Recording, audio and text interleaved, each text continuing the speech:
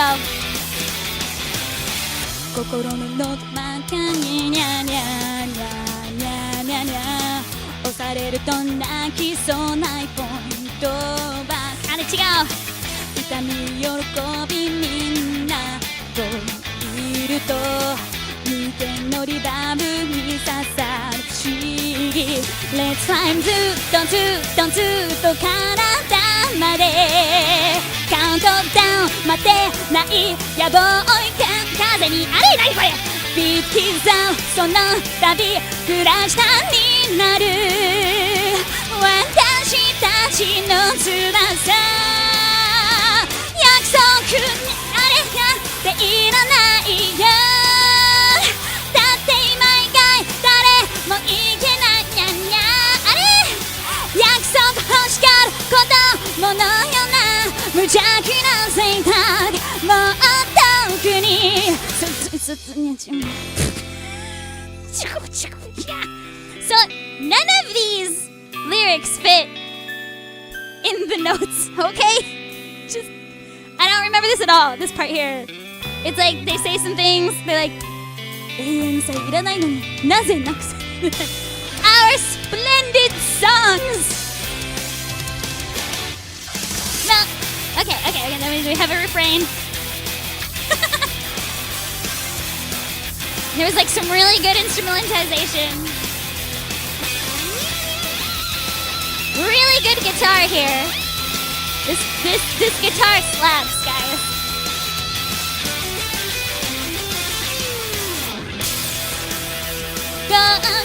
Here we go.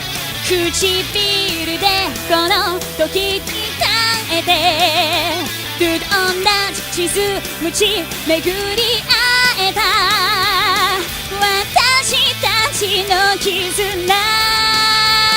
No thank you 思い出なんていらないよだって今強く深く愛してるから思い出したら大人のような管理な選択まだちょっと遠慮したいのうわ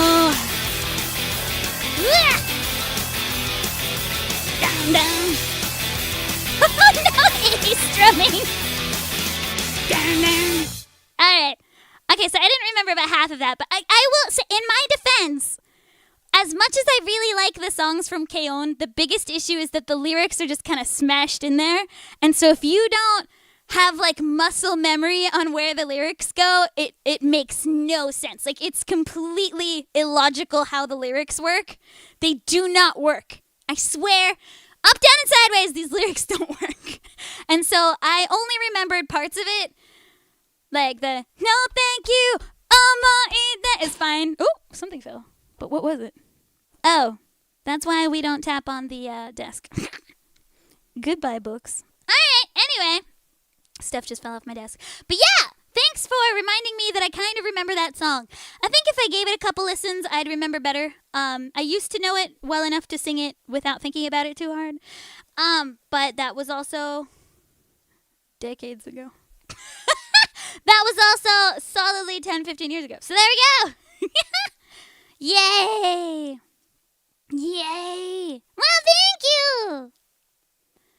The guy wrote the song with a shoehorn instead of a pen. Well, the idea behind K-On! Was that they were a high school light music band, and I think the point was that they were a little lame, and it didn't quite work. Like, it sounds like the songs are really good, but they're still a little amateurish, specifically in the lyrics. Like, almost all of the lyrics are about not wanting to go to school or, like, not needing seconds for dinner.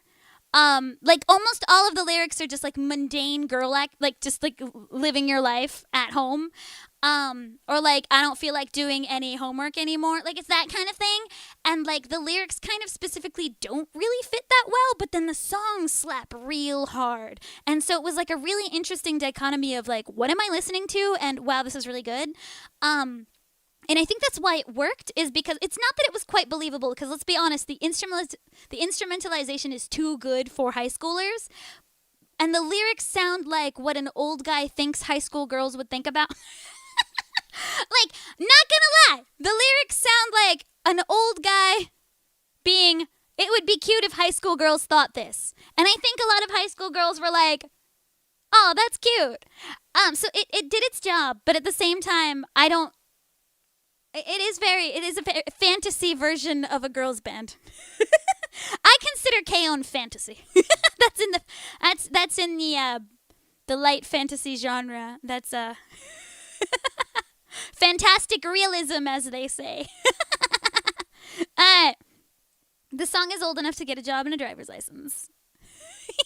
Mad projecting, yeah. And I feel like there's often a lot of times, like, a lot of these, like, songs are written by old guys who would, like, wish this is what high school girls thought about.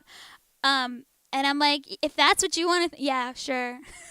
Yes, we're definitely thinking about how much we don't really want to do our homework today. Like, this one's a love song, kind of.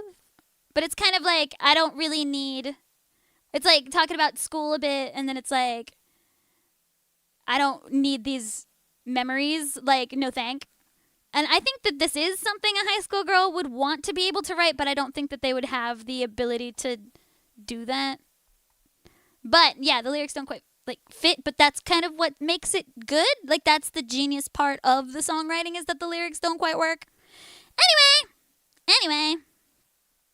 What do you really think about? Honestly, mostly dinner.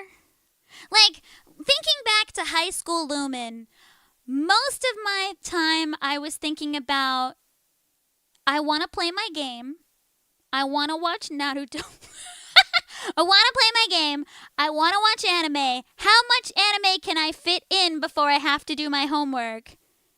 Do I have to do my homework? What if I just do it right before class? How long can I sleep before I have to wake up to do my homework and then go to class? Most of my time was thinking about how to procrastinate, what I'm going to eat, and what I'm going to watch and or play anime or game-wise. But if you were to ask me what I think about now, if you were to ask Lumin what does Lumin think about on a daily basis now, it would be, do I have to do that audition today or can I leave it tomorrow? Do I have to do that casting today or can I leave it tomorrow? How important is this email? What if I watch some anime first?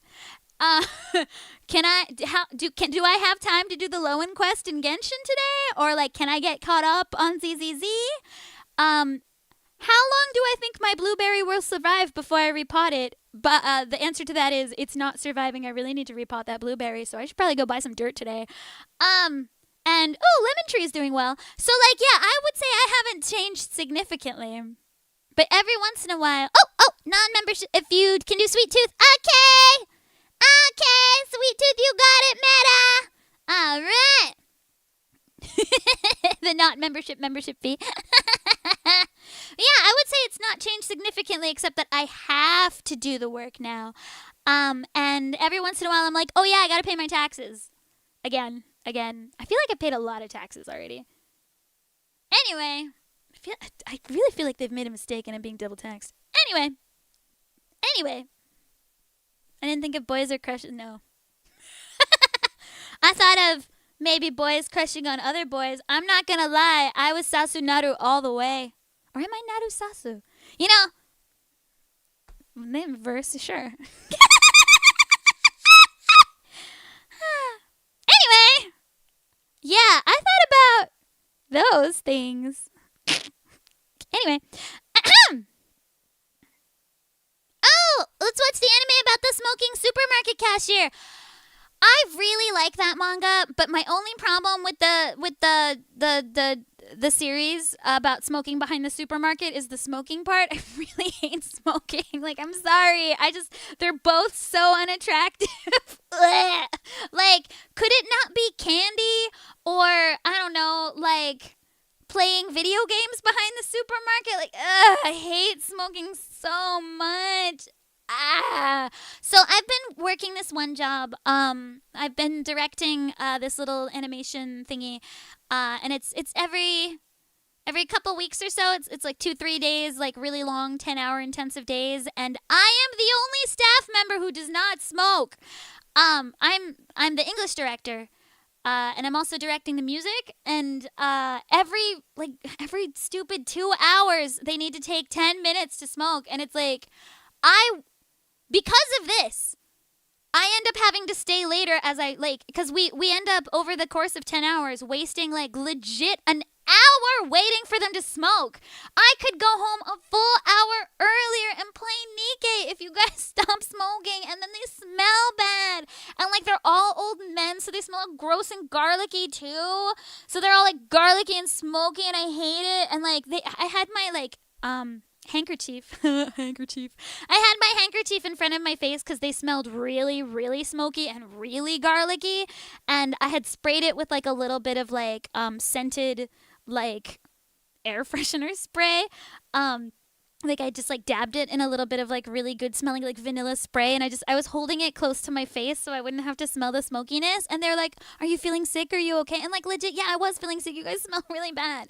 But anyway, moral of the story is Lumin hates smoke, and so I really like that manga. It's really cute and really sweet, but I really wish they were doing anything other than smoking. Like anything really. Like they could be gambling, I'd be happier about it. Like, Anyway, honestly, did they eat garlic bread? He must have had, like, it was one guy. And my guess is that, like, whatever he had for lunch, maybe he had stopped for ramen or something. Or, like, whatever he had for dinner the night before was really garlicky. And I will say that, like, I think it's Japanese garlic. It's just really stinky. Because I don't have this problem anywhere but Japan. But in Japan, I feel like the garlic smells really bad. And I think it's, like, omotenashi. Like, I think it's polite not to eat garlic the day before you're going to be trapped in a tiny room with, like, 10 people. Because, like, this guy's sitting really close to me because he's the other music director. And then, like, I'm just surrounded by all these, like, old men. And I'm like, is it not polite to just not eat garlic the day before, the day of? Like, really? Like, could you not? And if I'm the talent, then I'm in my own booth all by myself, and it smells like whatever I smell like, which is usually great because I care. I wear deodorant.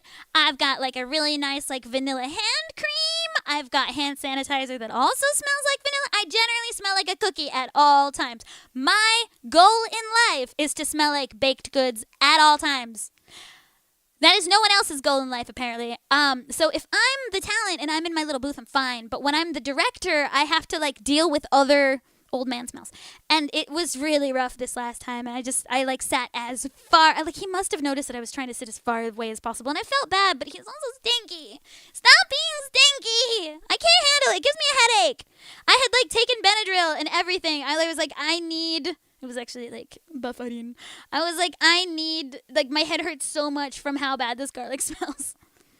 But yeah, I personally think that like it's the polite thing to just not have garlic the day before.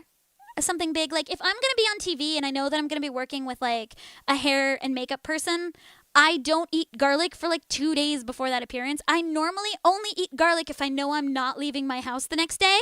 Just in case, because I don't want to be smelly. I also avoid I love the smell of jasmine personally, but I know that there's like like 10% of the population smells it as burning rubber. So I don't use jasmine body lotion or like hand lotion if I do like meet and greets and stuff like that, because I don't want people to be like, ugh, Lumin smells like rubber, right? And like, you know, I just think it's the polite thing to do. I consider this a customer service sort of industry. Like, I'm dealing with a lot of different people, so I want to be as inoffensive as possible.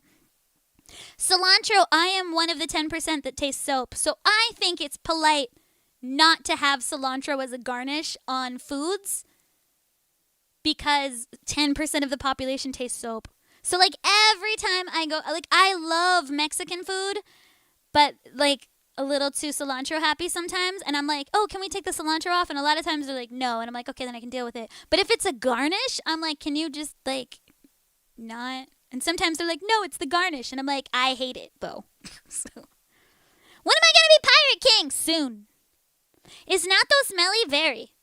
It's very smelly, but it doesn't make you smelly. It's just smelly itself. It's a really good for you fermented food. Humans are made to eat fermented foods, so it's good.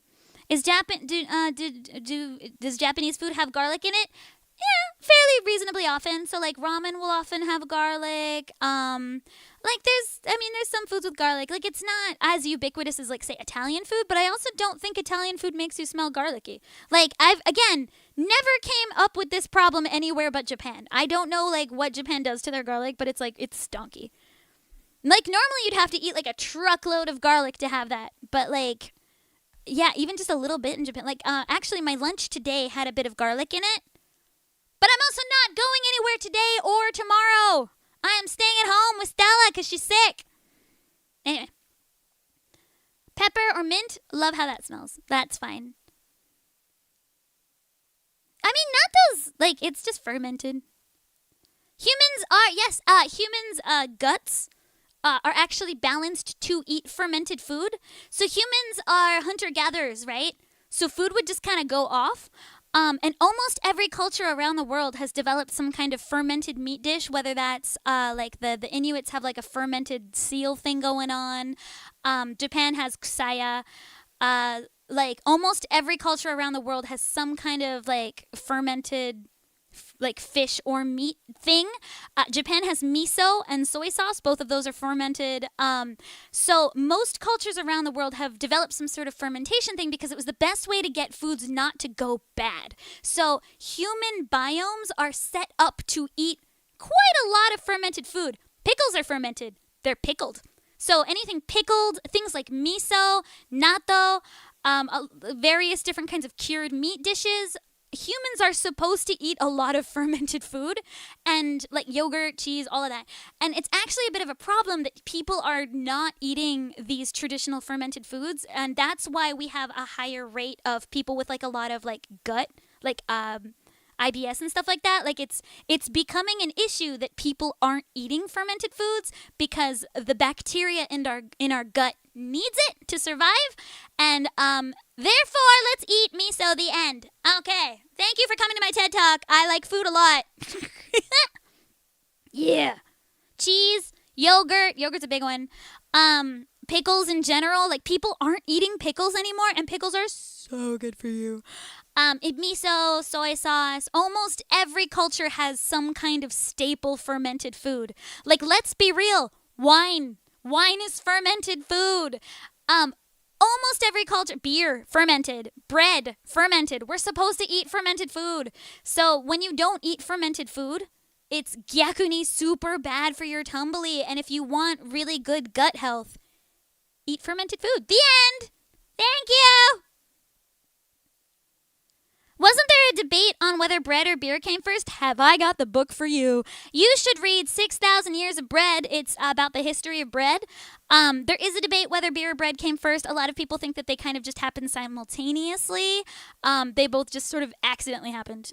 Anyway, very good. Also more fiber. Yeah, it's just good for you.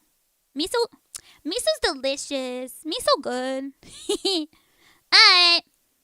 Yeah, I super duper love food. My minor in university was actually food anthropology. My major was Japanese anthropology. I wrote an entire essay on Japanese food anthropology. I just wanted to eat, really, let's be real. I just love to eat so much. It's so yummy every day. Yum! What about Western fermented food with no yeast? I mean, again, pickles. If we want to go and talk about Native Americans, they had like fish heads in a hole. I forget what it's called. It's really good though. The West has quite a lot of fermented food. There's yogurt. Aside from bread, which is a big one, you've got all kinds of like dairy, like fermented dairy, any kind of cheese, any kind of yogurt. All of that is very gut health. Yay. Yay! I wrote a 360-page report on how delicious food is, basically. I got a B. They were like, I feel like you were just eating, but you wrote a lot, so I guess you deserve a B, because you seem to try really hard. And I was like, you're not wrong. This was just an excuse to eat everything I could find. Alright. Anyway, yeah. Norwegian fermented shark, that's a thing. There's also a lot of different fermented Icelandic and Swedish dishes. Like, I would say, Real talk, the Vikings had fermented food down. There's, a lot of Scandinavian fermented food dishes. They're really famous. There's, one that involves sardines.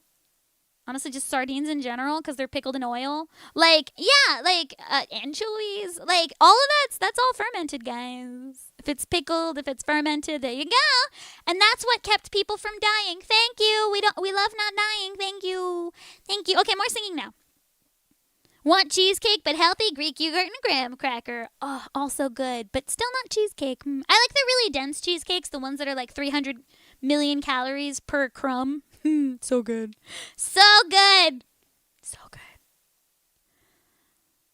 My favorite thing to do is to take people to the Cheesecake Factory who have never been to America and then show them where they write the calories at the bottom. I'm like, see, look at this. And they're like, and I'm like, it's okay if you break it up into 4 days. And they're like, eh? And I'm like, yeah, you take it home. And they're like, you can do that? And I'm like, yeah. In America, you can take food home. So you can make that cheesecake last 3 days and then that's okay. Anyway, what I would give for a Reese's Cheesecake Factory cheesecake right now. Okay, I'm not thinking about it right now. I'm going to sing now because I need to stop thinking about cheesecake. Okay, what are we doing? We are... Am I going to sing this? I am. I'm just going to sing this. No, don't care about Shinjuku Higashiguchi. Okay. I want to sing this because it's been a while. Hey! Let's get some lyrics out. What's your recommended for cheese? I really like... I don't know how to say it right. There's also... I'm really into goat's cheese. This is something you didn't need to know about me, but on my dad's side of the family, they're farmers, and they actually had, goats, prize goats. And so I grew up eating a lot of goat cheese. And I'm not going to lie, I love goat cheese. And so I will put goat cheese on anything. Pizza, goat cheese. That's right, pineapples and goat cheese. That's what I want on my pizza. I will put goat cheese in sandwiches. I will put goat cheese in ravioli. I will put goat cheese anywhere. Oh, Ringo Starr likes goat cheese too. I knew we were twinsies because, he was on Thomas the Tank Engine. I loved Thomas the Tank Engine. Ringo Starr, oh my God, twinsies forever. I really like Ringo Starr. Watch, he'll turn out to be a horrible person, but, as far as I know, he's solid and he likes goat cheese. So I like him even more. Yeah, cheese is the goat. Greatest of all time cheese. Have I had goat cheddar? Tell me more. Tell me more about goat cheddar, please. Is it healthier? Goat cheese is a little bit healthier, yes, because it's an easier... If you read Yakitate Japan, you'll get it. So Yakitate Japan is a manga about bread, but they need to use, at one point in time, no cow's milk because somebody's lactose intolerant, but goat's milk is okay for people who are lactose intolerant because it's a different chemical, the fat breakup is different and the chemicals are slightly different. So lactose intolerant people can usually have goat milk or goat cheese. And so basically the fat cells are smaller And so you actually soak in more of the nutrients from goat milk than cow milk. So cow milk is the least efficient milk. So you don't get as many of the health benefits from cow's milk, but goat's milk, double thumbs up. And so like even animals are like for cats, for instance. So cats can have Greek yogurt, but 基本的に like cow's milk is not okay for cats, but goat's milk is okay. So yeah, generally animals respond better to goat's milk. And so it is slightly better for you. It's easier on your gut. It's easier for your gut to break down. And the more unnecessary gut health information. It's not like I've got the best gut health in the world. I mean, it's fine, but like we love pooping. But yeah, it's generally better. It's just for some reason it's got like a little bit gamier of a flavor, so some people don't like it. It's not as like plain as cow's milk. Whatever. I just like milk. Anyway, here we go. Here's a song.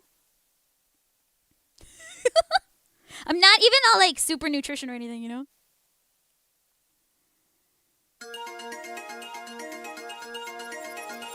夢の国を探す君の名を誰もが心に刻むまで悲しみ乗り越えた微笑みに君を信じていいですか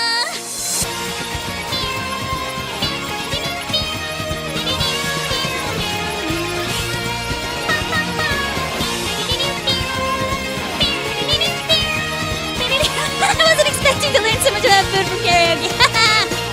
終わりがなくて見つけられなくて迷ったりしたけれど傷ついたこと失ったものいつかは輝きに変えて後悔に決して負けない翼がきっとあるから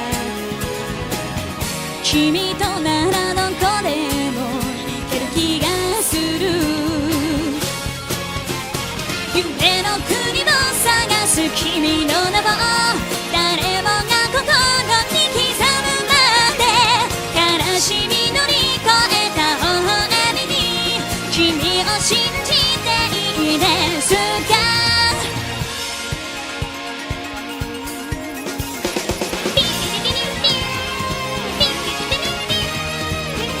Goat's milk does make good chocolate milk! 一人ぼっちじゃ生きてゆけないってあの時教えてくれた近くにあっても気づかずにいた本当に大切なことこの空の果てに何が待っていてもきっと大丈夫その瞳に映る未来してるから夢の国を探す君の名を誰もが心に刻むまで偶然じゃない運命の中で君の奇跡を信じてる夢の楽園を探しながら走る君を見つめていたい誇り高く汚れを知らない君を信じていいですか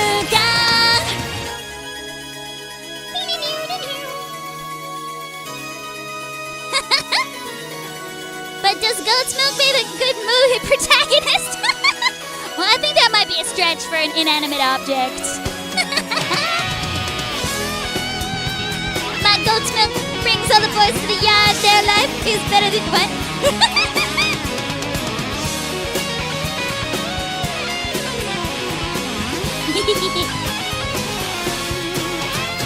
夢の国を探す君の名を誰もが心に刻むまで悲しみ乗り越えた微笑みに君を信じていいですか夢の楽園を探しながら走る君を見つめていたい誇り高く汚れを知らない君を信じていいですか夢の国を探す君の名を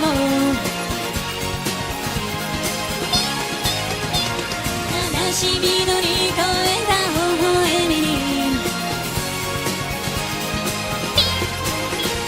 夢の楽園を探しながら見つめていたい誇り高く汚れを知らない Yeah.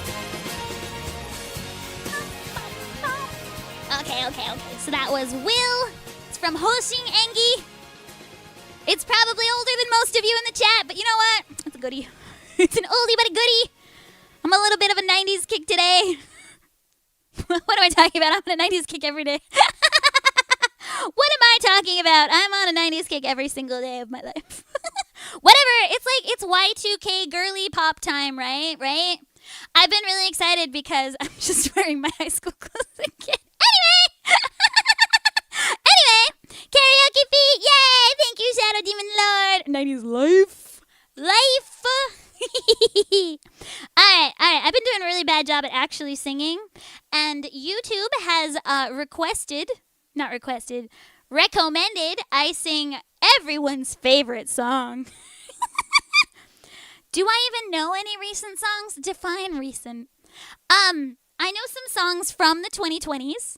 So I think those are recent. Are they from 2021? Yeah. So are they 5 years old?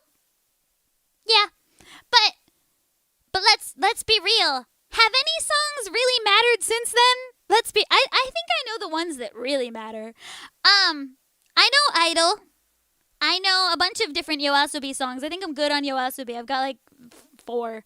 I know a couple Ado songs. And so I feel like nothing's really happened in music for a while. Like, Iris Out mattered, but it's not in my range. And it honestly just kind of sounds like a lot of Units Kenshi songs.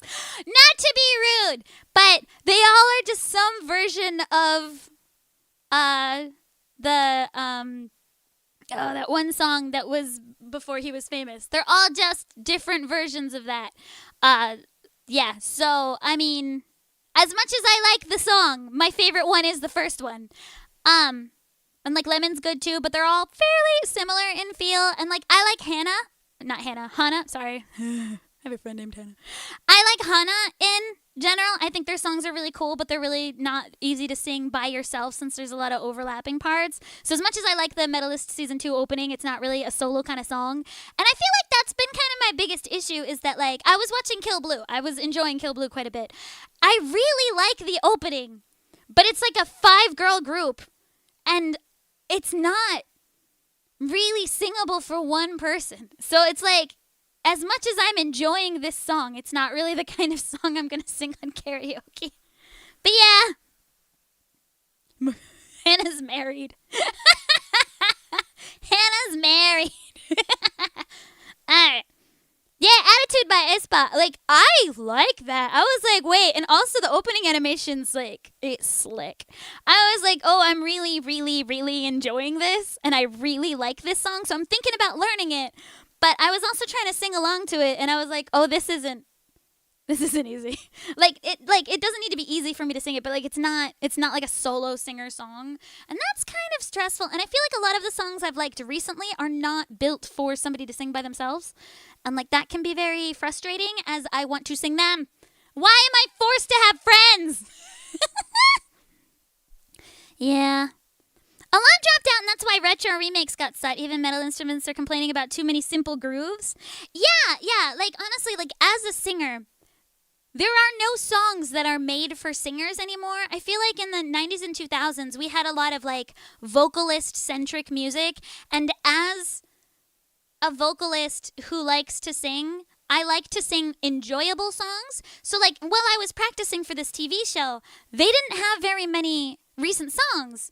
And they were like, oh, yeah, it's because none of them are made for real vocalists. Like, YOASOBI can be sung. So there were a few of those on there. But, like, the thing is that, like, recent songs are not made to sing live. That's not a consideration. they are made to get trendy on TikTok. So there's always a dance breakdown. There's always like overlapping parts so that you don't get bored. And so like if like you don't like this girl, Daijobu, the next girl's gonna start singing in 3 lines. So it's like and like everybody's kind of like one-upping each other the whole time in the track. And that's to make it not get boring. That's also to make it really easy to like loop.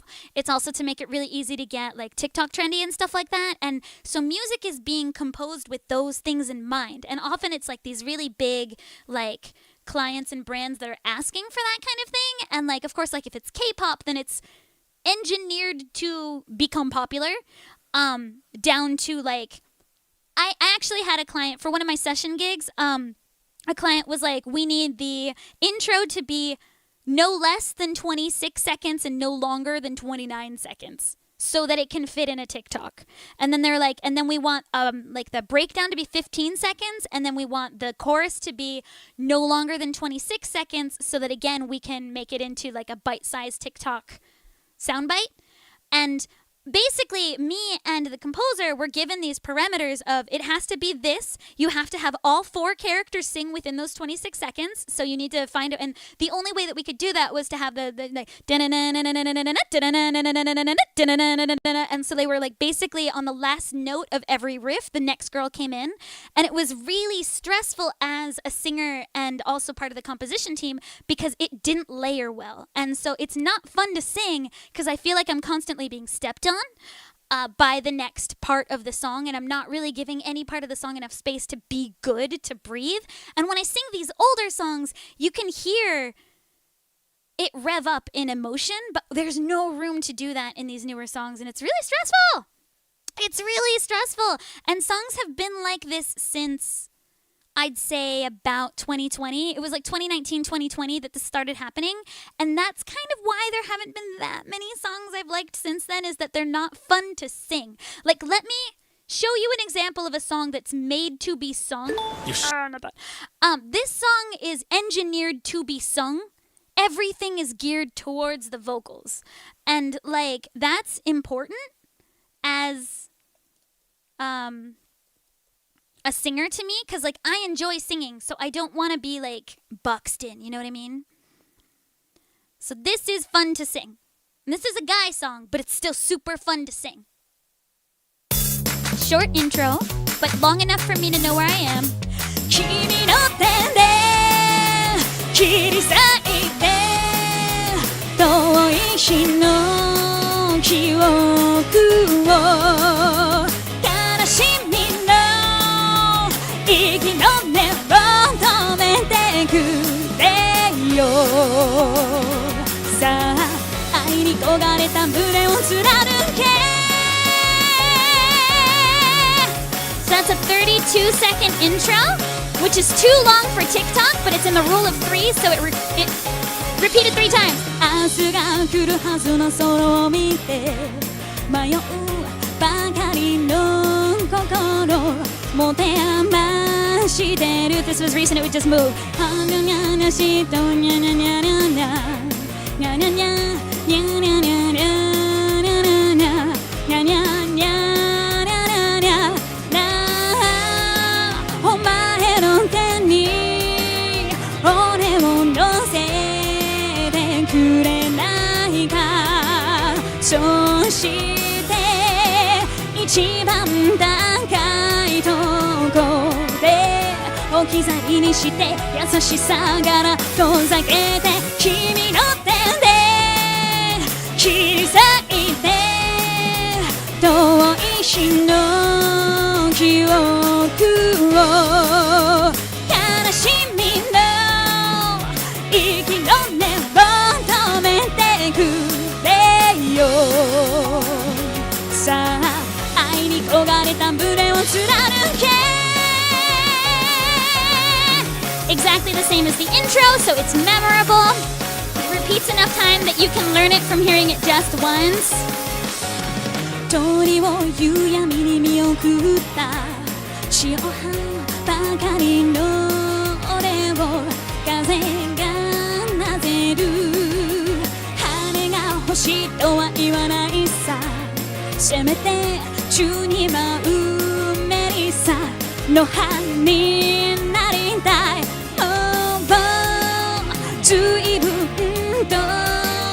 ち尽くしてみたけど多分答えはないのだろうこの風にも行くあてなどないように君の手で鍵をかけてためらいなどないだろう間違っても二度と開くことのないようにさあ情の落ちる音で終わらせて So if this was like a recent song, the second half would not sound anything like the first half. They almost never repeat what they did in the first half anymore. And so the story of the song gets really confusing because like they can no longer do the same thing but with a bit more emotion for the story arc. It's just a completely different song from the second half. But this song does not change. 救いのない魂は流されて消えゆく消えてゆく瞬間にわずか光る今月が満ちる夜生み出すのさ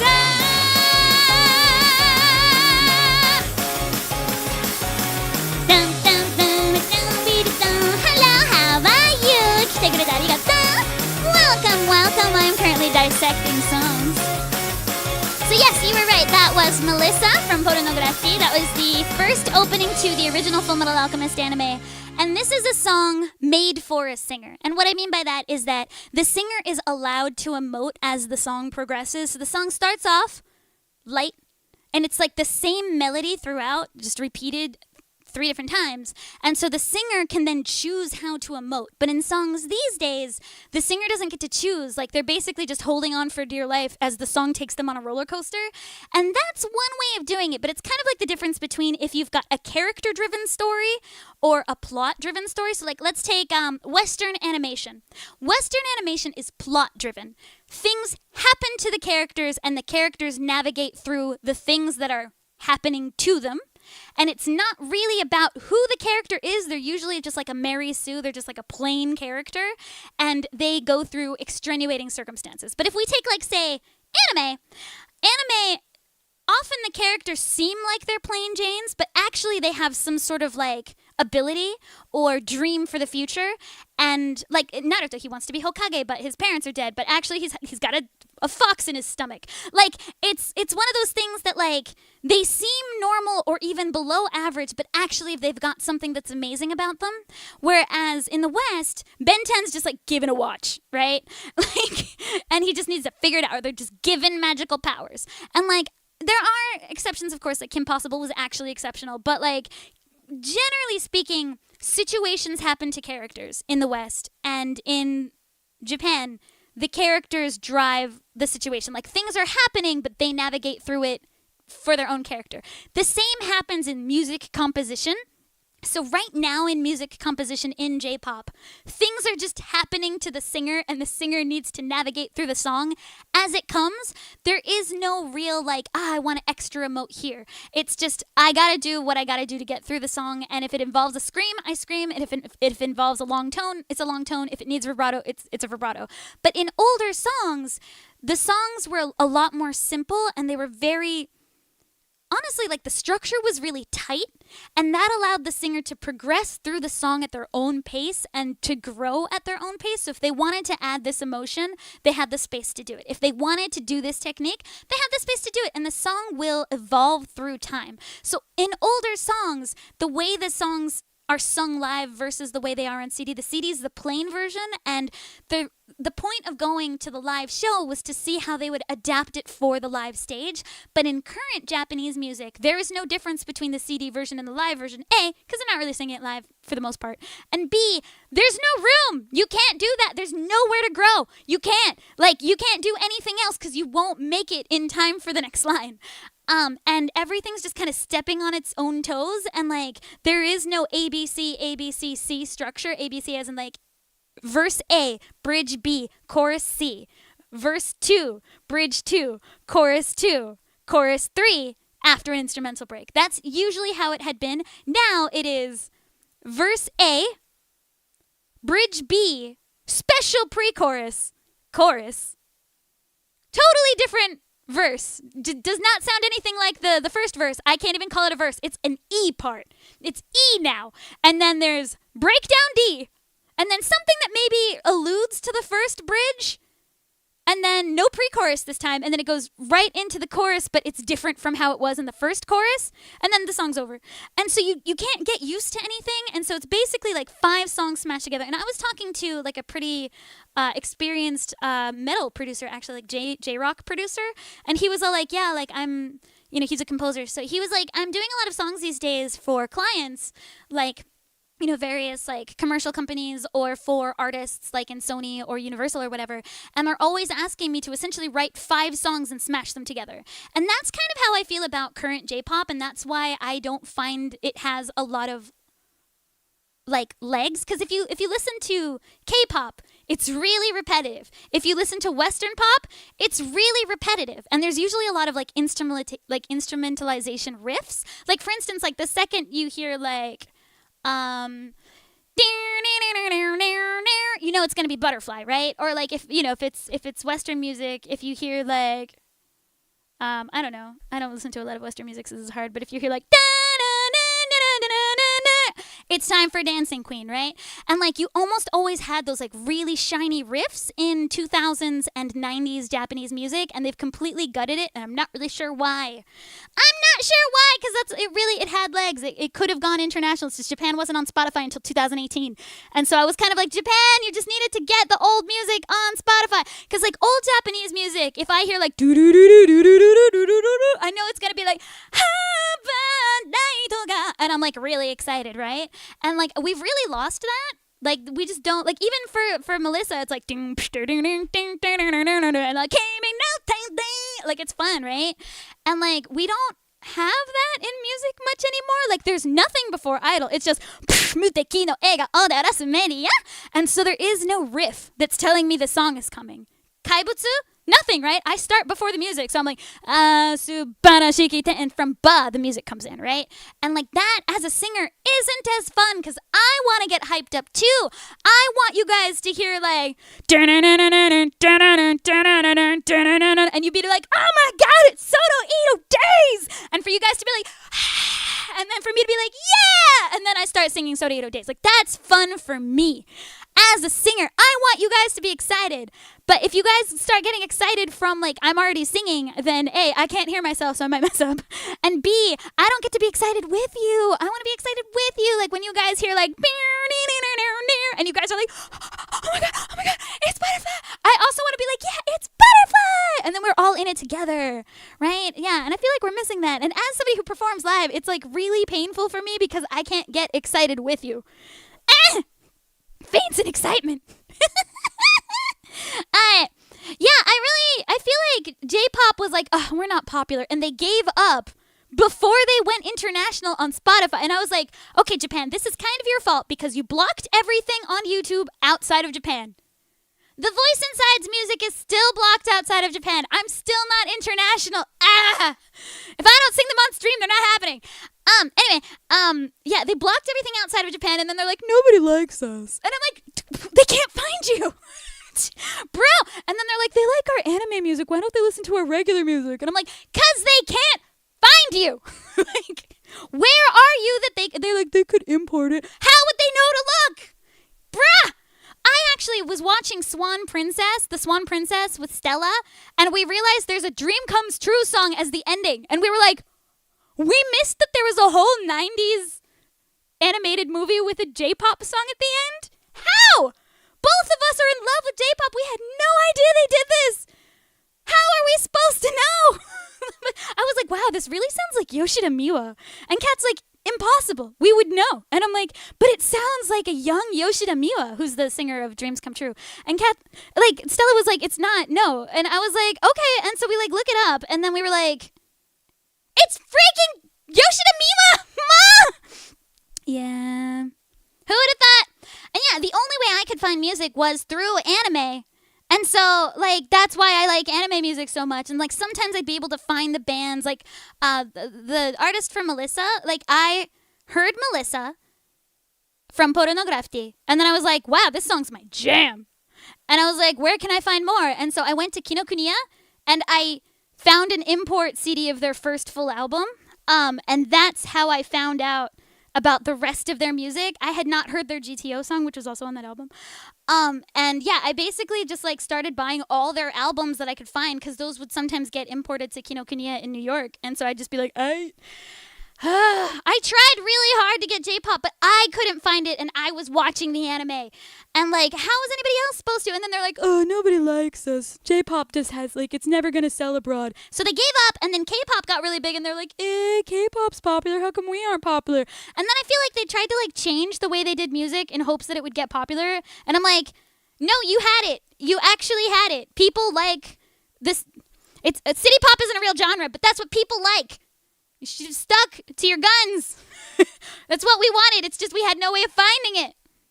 Really shot themselves in the foot. Like, where do you even look for Japanese music? On my streams, that's where you look for Japanese music. But, like, yeah, the fact that I am bringing a lot of older Japanese songs to an international audience through my streams, that's yabakunai? Like, these are great songs no one's heard before. Nah. Is Yoshida Miwa a famous person in Japan? Yeah, household name. That's like asking if, like, I mean, she's not quite Beyonce, but like she's like, I don't know, like kind of like the Celine Dion of Japan. So it's like being like, is Celine Dion famous? Yes. Yes. Basically Celine Dion, or like I like the Pat Benatar, I think, is actually a pretty good Yoshida Miwa comp. Pat Benatar. It's like, yeah, I would say, like, people aware of music would be like, oh, yeah, Pat Benatar, or, you know, a Fleetwood Mac lady or something.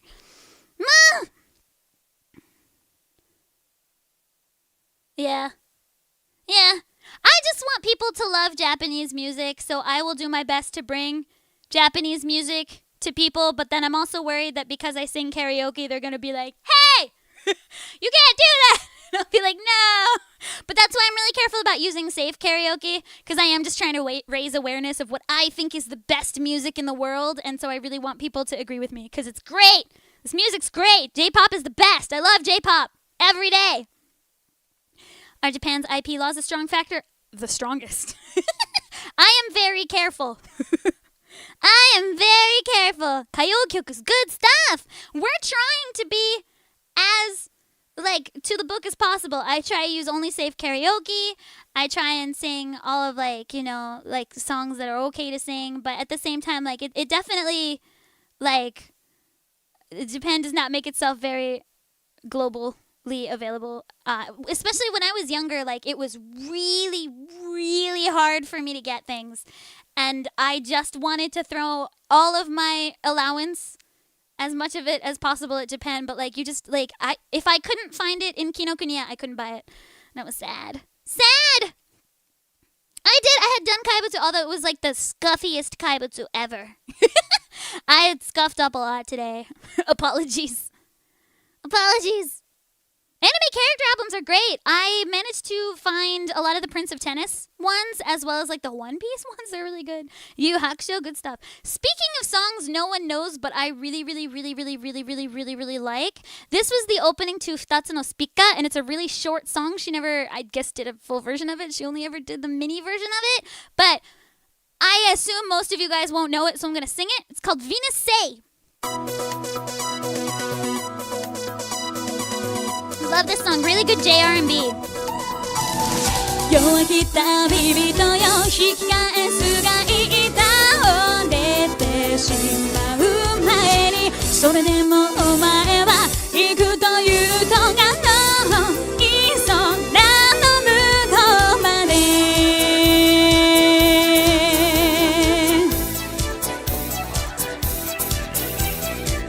The lyrics aren't coming fast enough, so I'm gonna look for new lyrics. 幾千の旅人が私に祈るときは無謀にも旅路に倒れた後なの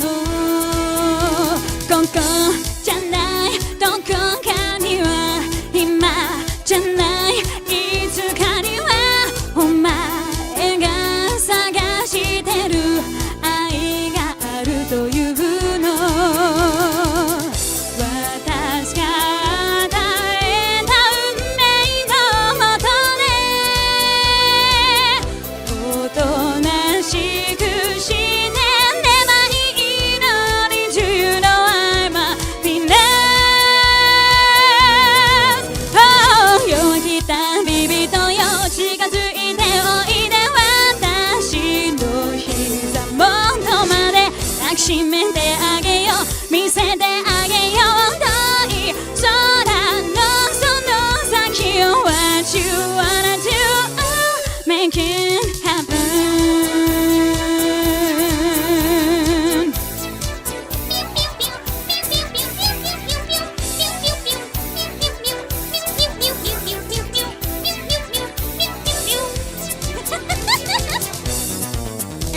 little bit at the end there that's like mew mew mew mew mew mew.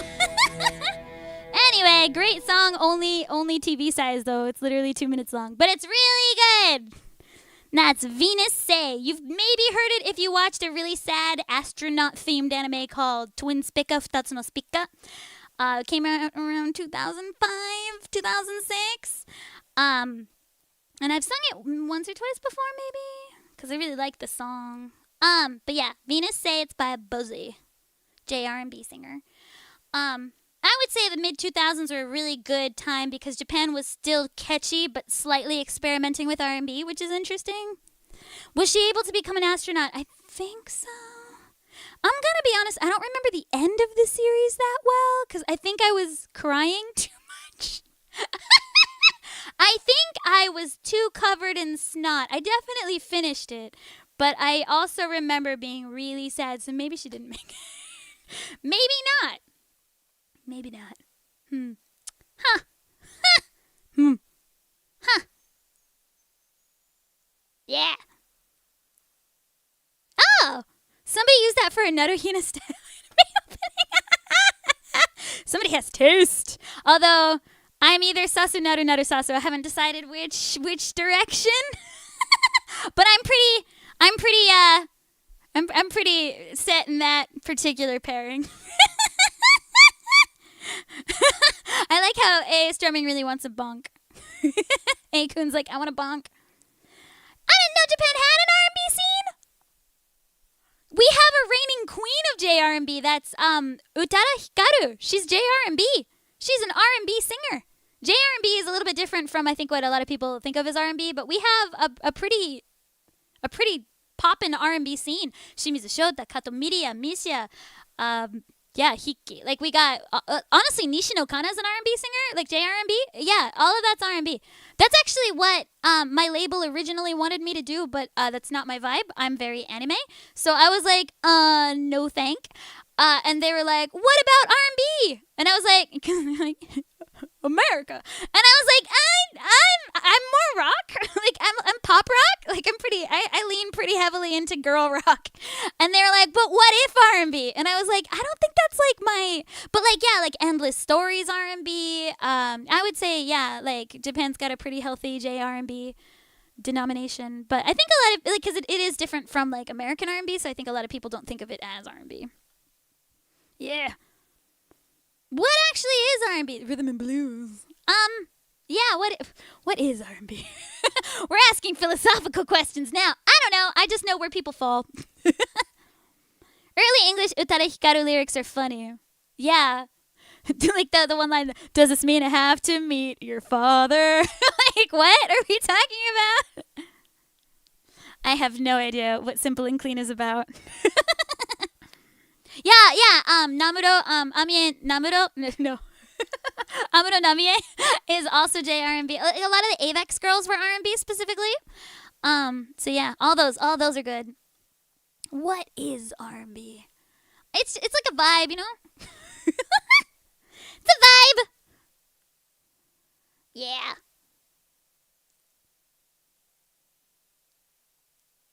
Yeah. J-pop is just like the pop. It's just super pop. And then anything with like a little bit more of a rock vibe is like J-pop rock or like J-rock. And then there's like Visual K, which it's rock. And then honestly, Japan blends a lot of genres, so it's really hard to tell what they're doing in each song. But Utada Hikaru is labeled a J-R&B singer. She's considered like the first real J-R&B in Japan was Utada Hikaru. Crystal K is very R&B. I would say Crystal K is one of the most R&B artists in Japan. I think she's kind of what put JR&B on the international map because I don't think a lot of people heard Utada Hikaru and went, this is R&B, but you heard Crystal K and you're like, that's definitely R&B. So, Yeah! I'd like you to sing one song by Utada Hikaru. I know at least one song. Let me find it. Karaoke. There we go. I've got this one for sure. Oh. Huh? Interesting. I guess that's fine. Interesting. Oh, here it is. Okay. Genki. Give me just a second to find the lyrics. And of course it's gonna be the first Kingdom Hearts one because that's the one I know. La la la la.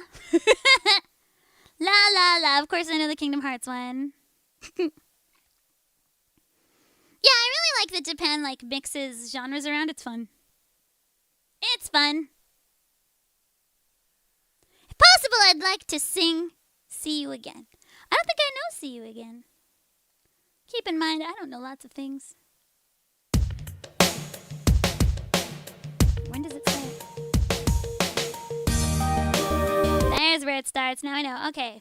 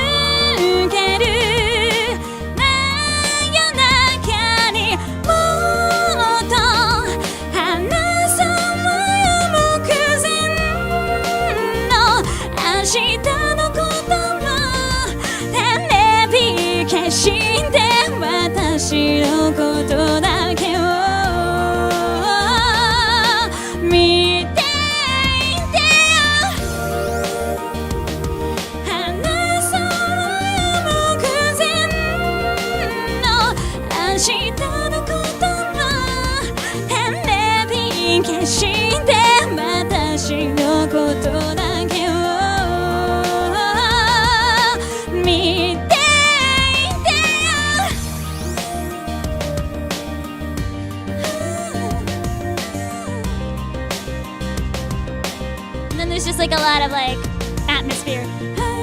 Like that kind of thing.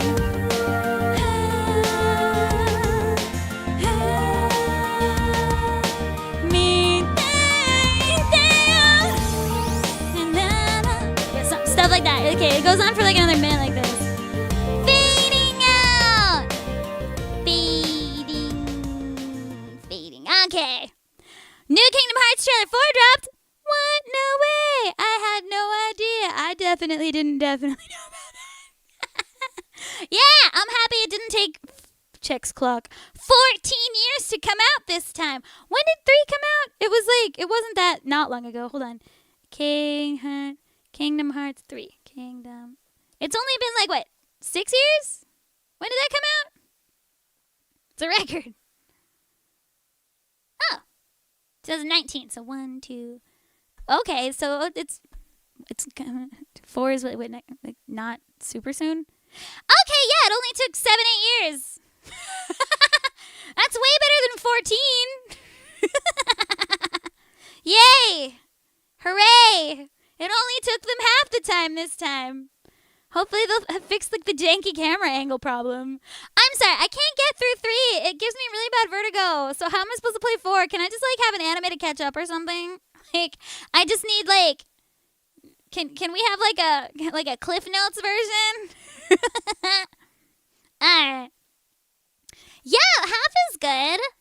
Yay, membership fee! Thank you. Have a good bye. Nighty night. Arigato. Yay. Alright. Drinking water because it's hot today. Alright. Choose the best. Get Stella to play. It gives her vertigo too. It's giving Stella vertigo too, so she can only play it for 20 minutes before she goes to bed, and even though she's got like a bad headache and she doesn't like it. She doesn't like it. Alright. Man, honestly, like the Kingdom Hearts like movement's been really janky since 1, and when I was like a baby, it was fine, but now that I'm like an adult with vertigo, I can't play it, which is really bad because like I feel like I must, you know what I mean? Like it's just been a part of my life for so long. I feel compelled to, but at the same time, like it hurts. It hurts.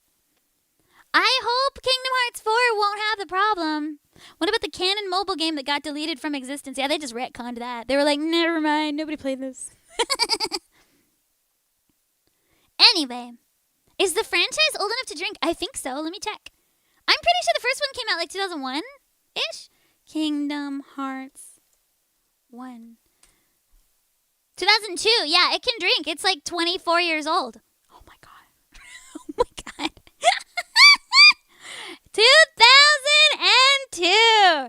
Kingdom Hearts can drink in like all countries. Wow. Okay. Ouch. Eek. Okay. Terrifying. Yeah, as long as they give me like a Cliff Notes version, I'll figure it out. My Kingdom Hearts 1's gonna start having like lower back pain soon. That's funny. Oh, I actually had somebody try and get out of a recording because their back hurt, and I was like, no, welcome to being old now. Like, they're not even that old. And I was like, you should go to a chiropractor. Like, I was like, well, luckily you're using your voice, not your back, so. Anyway.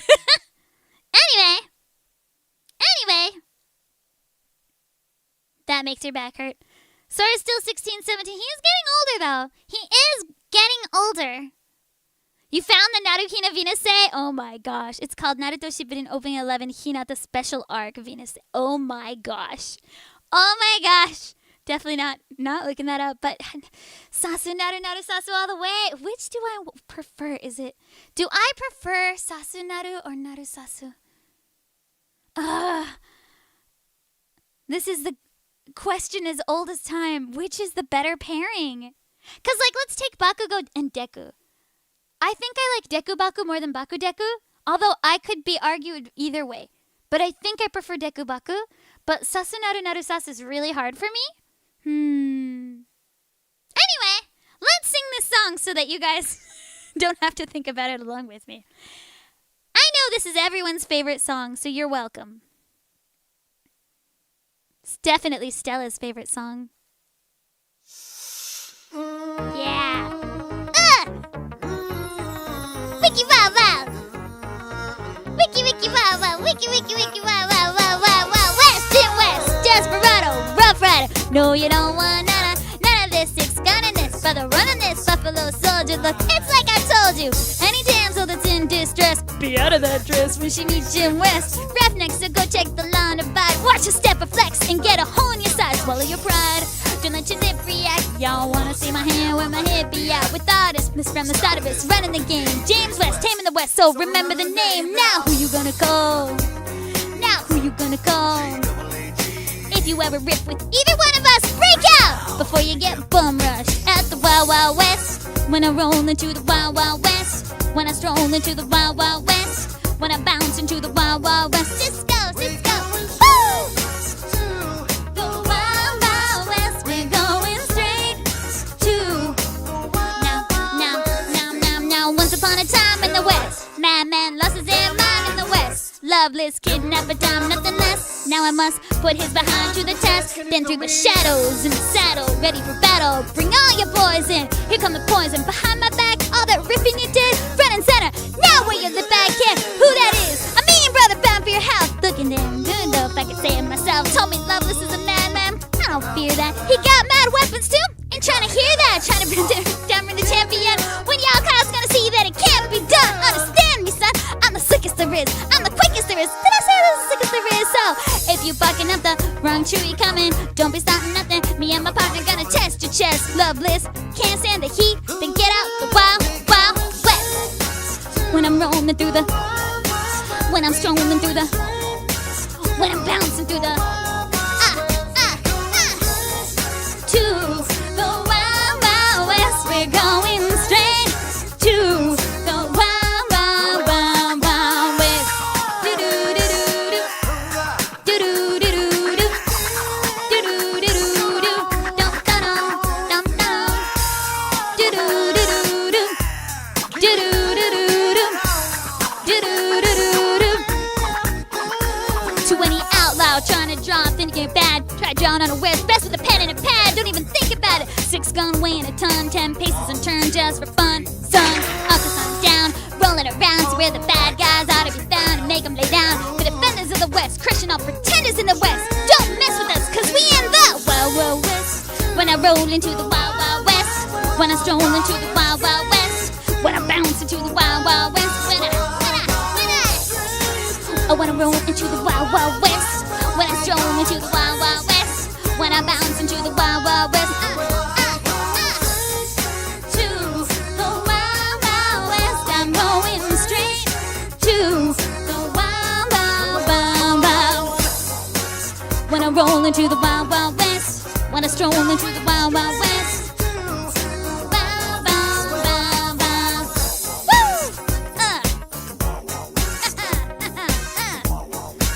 I done it again, y'all. I done it again. Big wheel through hill. Big wheel through hill.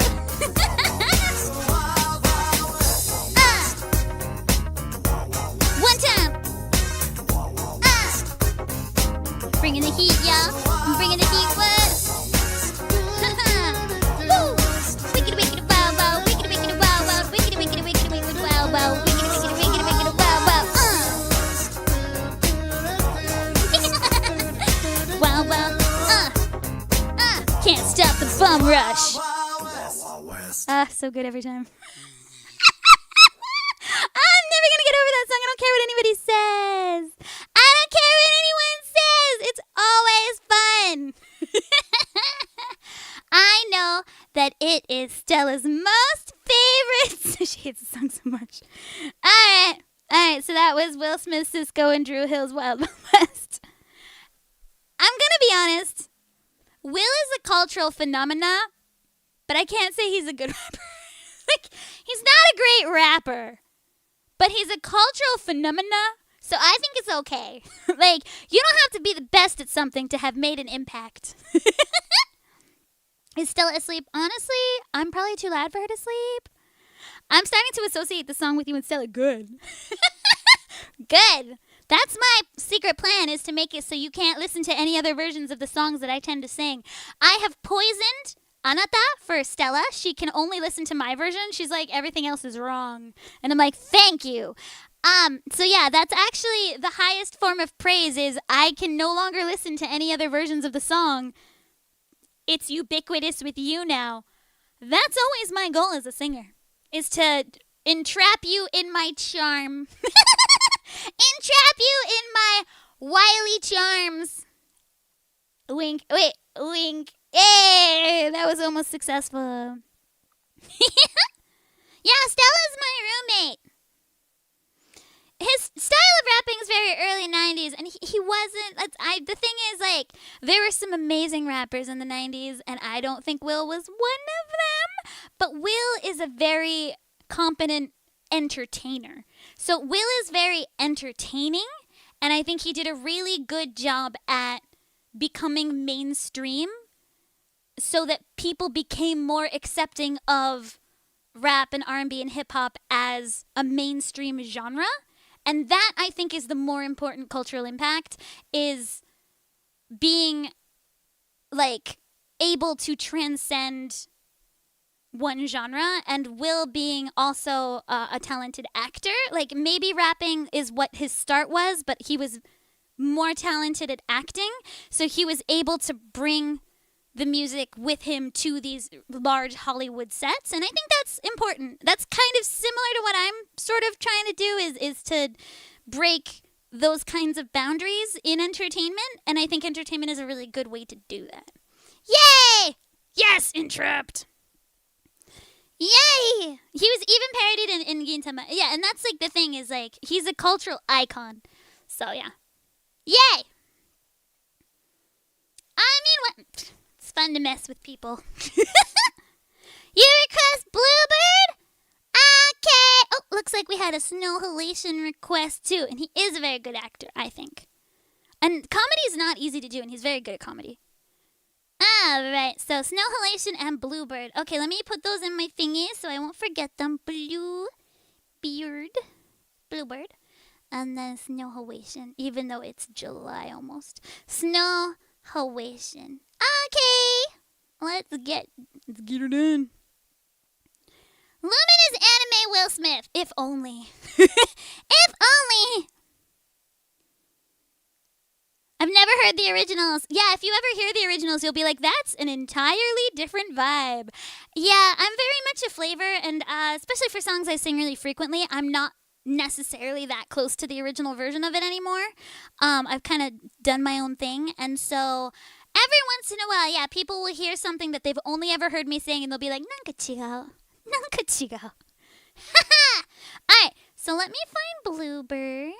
Give me just a baby second. Bluebird. Karaoke. I don't need lyrics for this one. I've got this one memorized. There it is. Alright. I don't need lyrics for this one. Please do not accept my request. Oh, but if I go over it, it's Yuzuru Nai Negai. What? How did you do that? Whoa! When I hover over your message, it changes. It's so cool. Oh, we got Raiders. Hi, Monodade. Welcome. Today we're singing not a ton and also chatting a ton, so it's fine. I'm just about to tuck into Bluebird, which is a request from one of my moderators, Kaiser. It's his favorite song. Here we go. 羽ばたいた I'm on the rocky 戻らない There I am, let me start again 羽ばたいたな戻らないと言って目指したのは青いあの空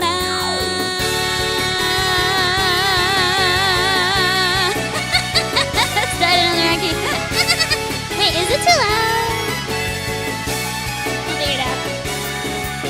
悲しみはまだ覚えられず切なさは今掴み始めたあなたへと抱きこの感情も今言葉に変わってく未知なる世界の夢から目覚めてこの羽を広げ飛び立つ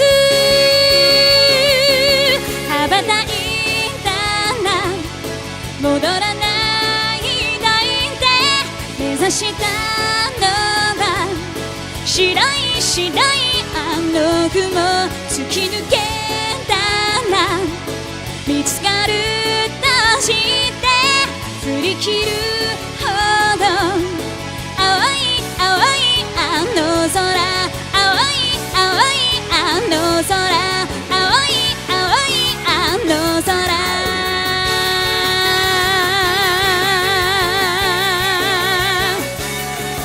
愛想を尽きたような音で錆びれた古い窓は壊れた見飽きたカゴはほら捨てていく振り返ることはもうない高鳴る鼓動に呼吸を預けてこの窓を蹴って飛び立つ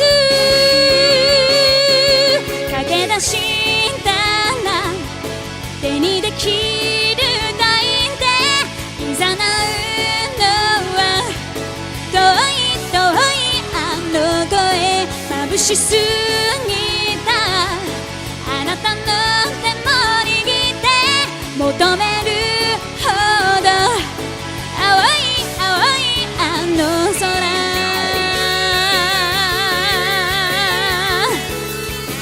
This is Bluebird from Naruto! Noodle! Noodle! Hi hi everyone!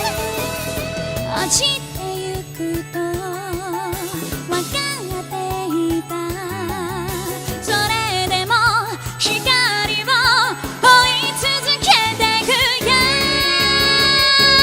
羽ばたいたら戻らないで探したのは白い白いあの雲突き抜けたら見つかるとしてふにふにゅにゃにゃ Whoopsies 青い青いあの空青い青いあの空青い青いあの空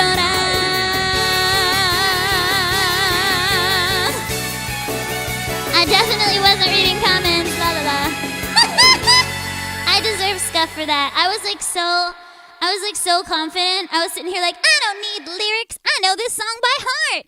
And then I was reading comments instead of thinking about the lyrics that came next.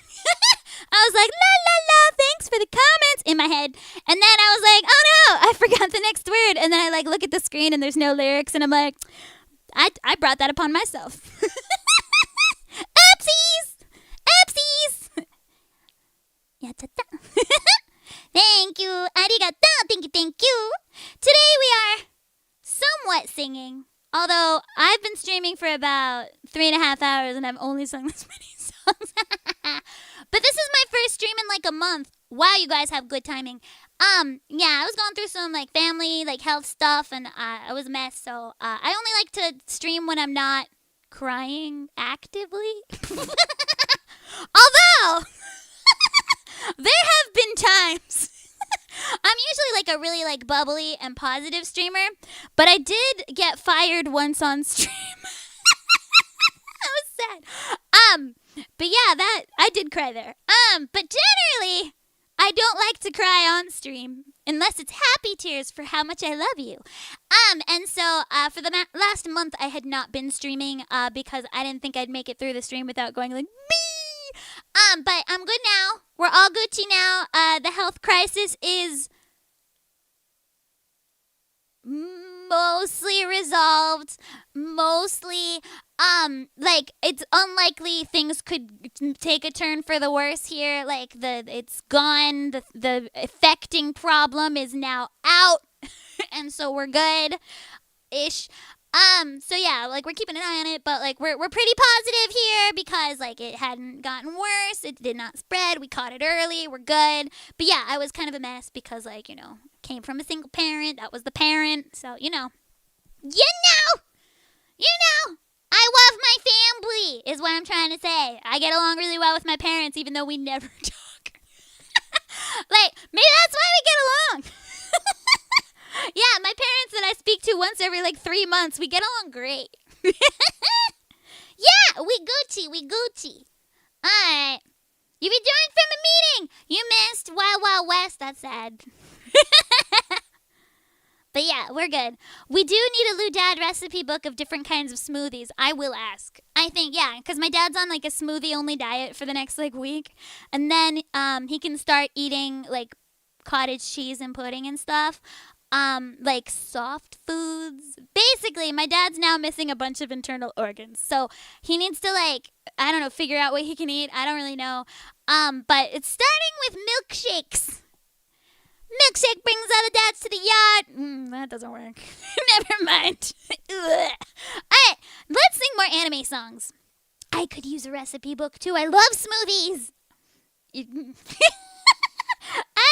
let's sing some songs. Let's sing some songs the kids might know. Let's sing some songs the youngins might know. What do we have here? Let's see. We got maybe, I don't know, Vocaloid songs? Is that what the kids like? No. This is cool. I can sing this. I haven't sung this in a while. Let me find lyrics. That should work. Yeah. Oh, you had asked for Use It at Night. Let me sing this and then I'll sing Use It at Night, Nigga. How about that? Yeah. You not wrong. I did promise you Use It at Night, Nigga. But hold on. I'm going to try and pretend to be one of the cool kids. I'll be like, hey, fellow kids. Alright. Why can't I spell today?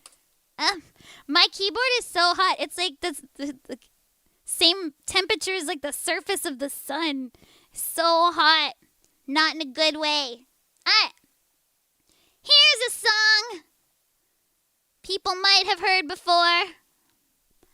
How do you do, fellow kids? Alright. I think I know more anime songs through karaoke than watching anime. That's a big mood, honestly. I learned a lot of songs because other people sing them.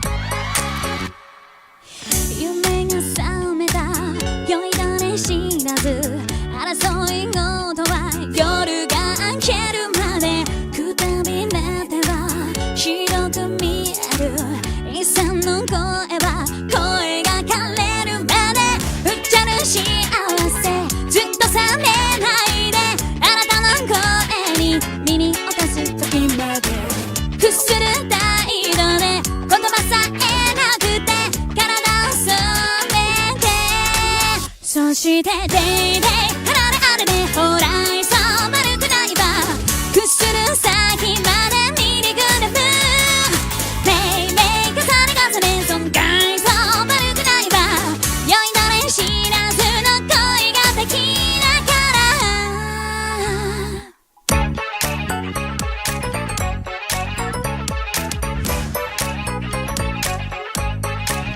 歌の声は風知らず迷い込んだらそこは君の便利的で悪趣味の理性を隠してと吐けるだけ以下の幸せきっと跳ねないであなたのそばに耳落とす時までくする態度で言葉さえなくて心を染めてそれはデイデイ離れあれで将来そう丸くないばくする私は生きているメイメイ重ね重ね損壊そう丸くないば酔いどれ知らずの物語シャビラビリルラップシャビラビリルラップシャビラビリルラップシャビラビリルラップ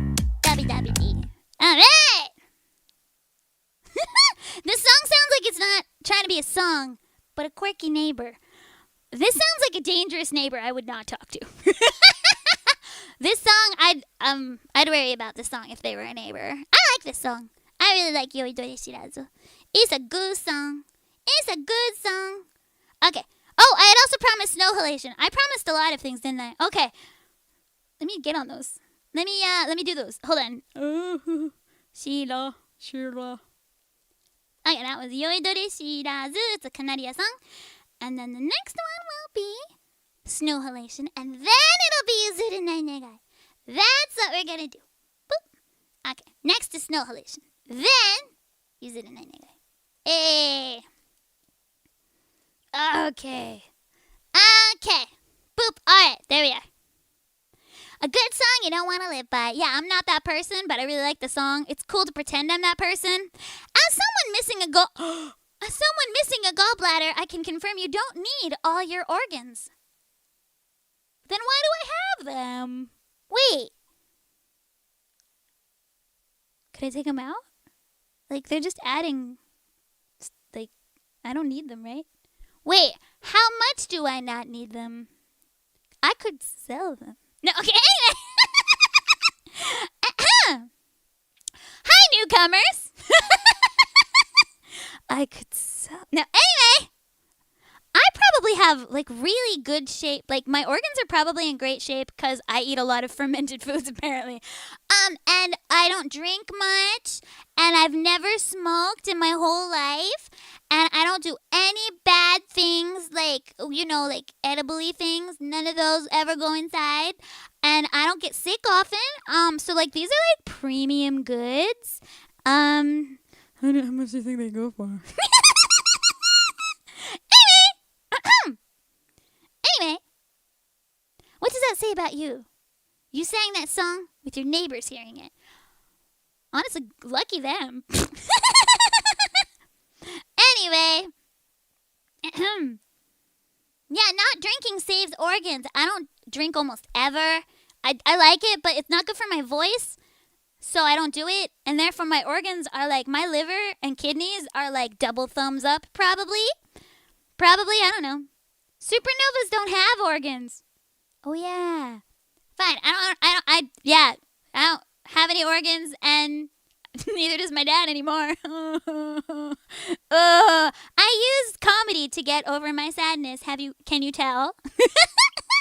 Health! Go back to singing! Nar! Is that what the going market rate is? Anyway.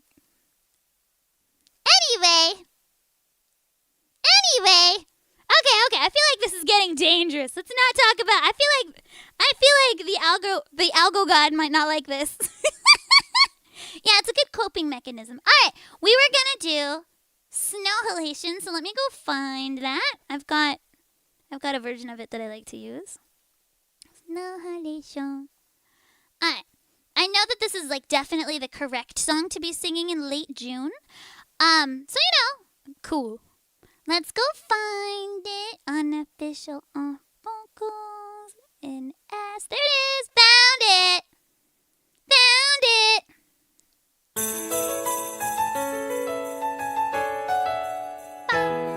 I think this needs reverb.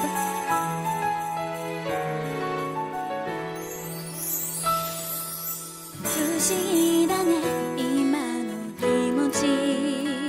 Sora kara futte kita mitai. Tokubetsu na kisetsu no iro ga tokimeki wo miseru. Hajimete deatta toki kara yokan ni sawagu kokoro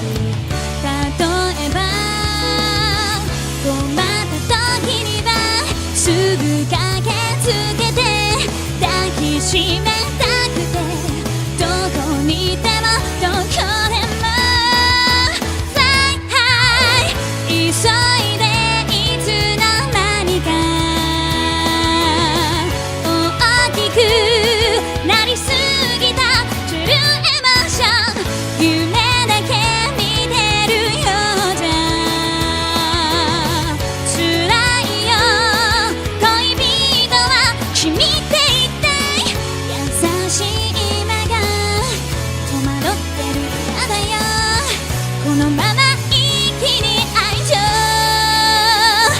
預けて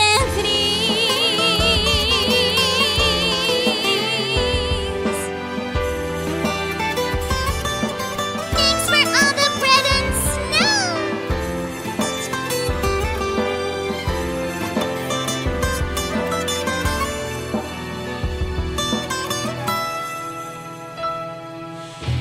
届けて切なさには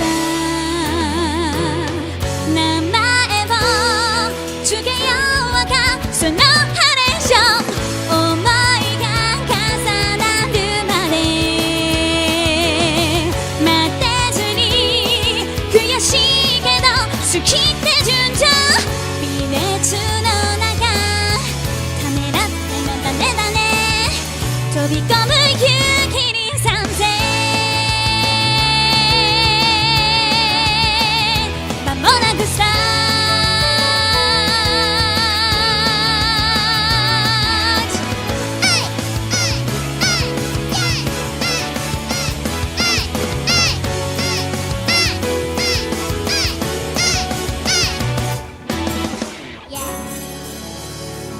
Right.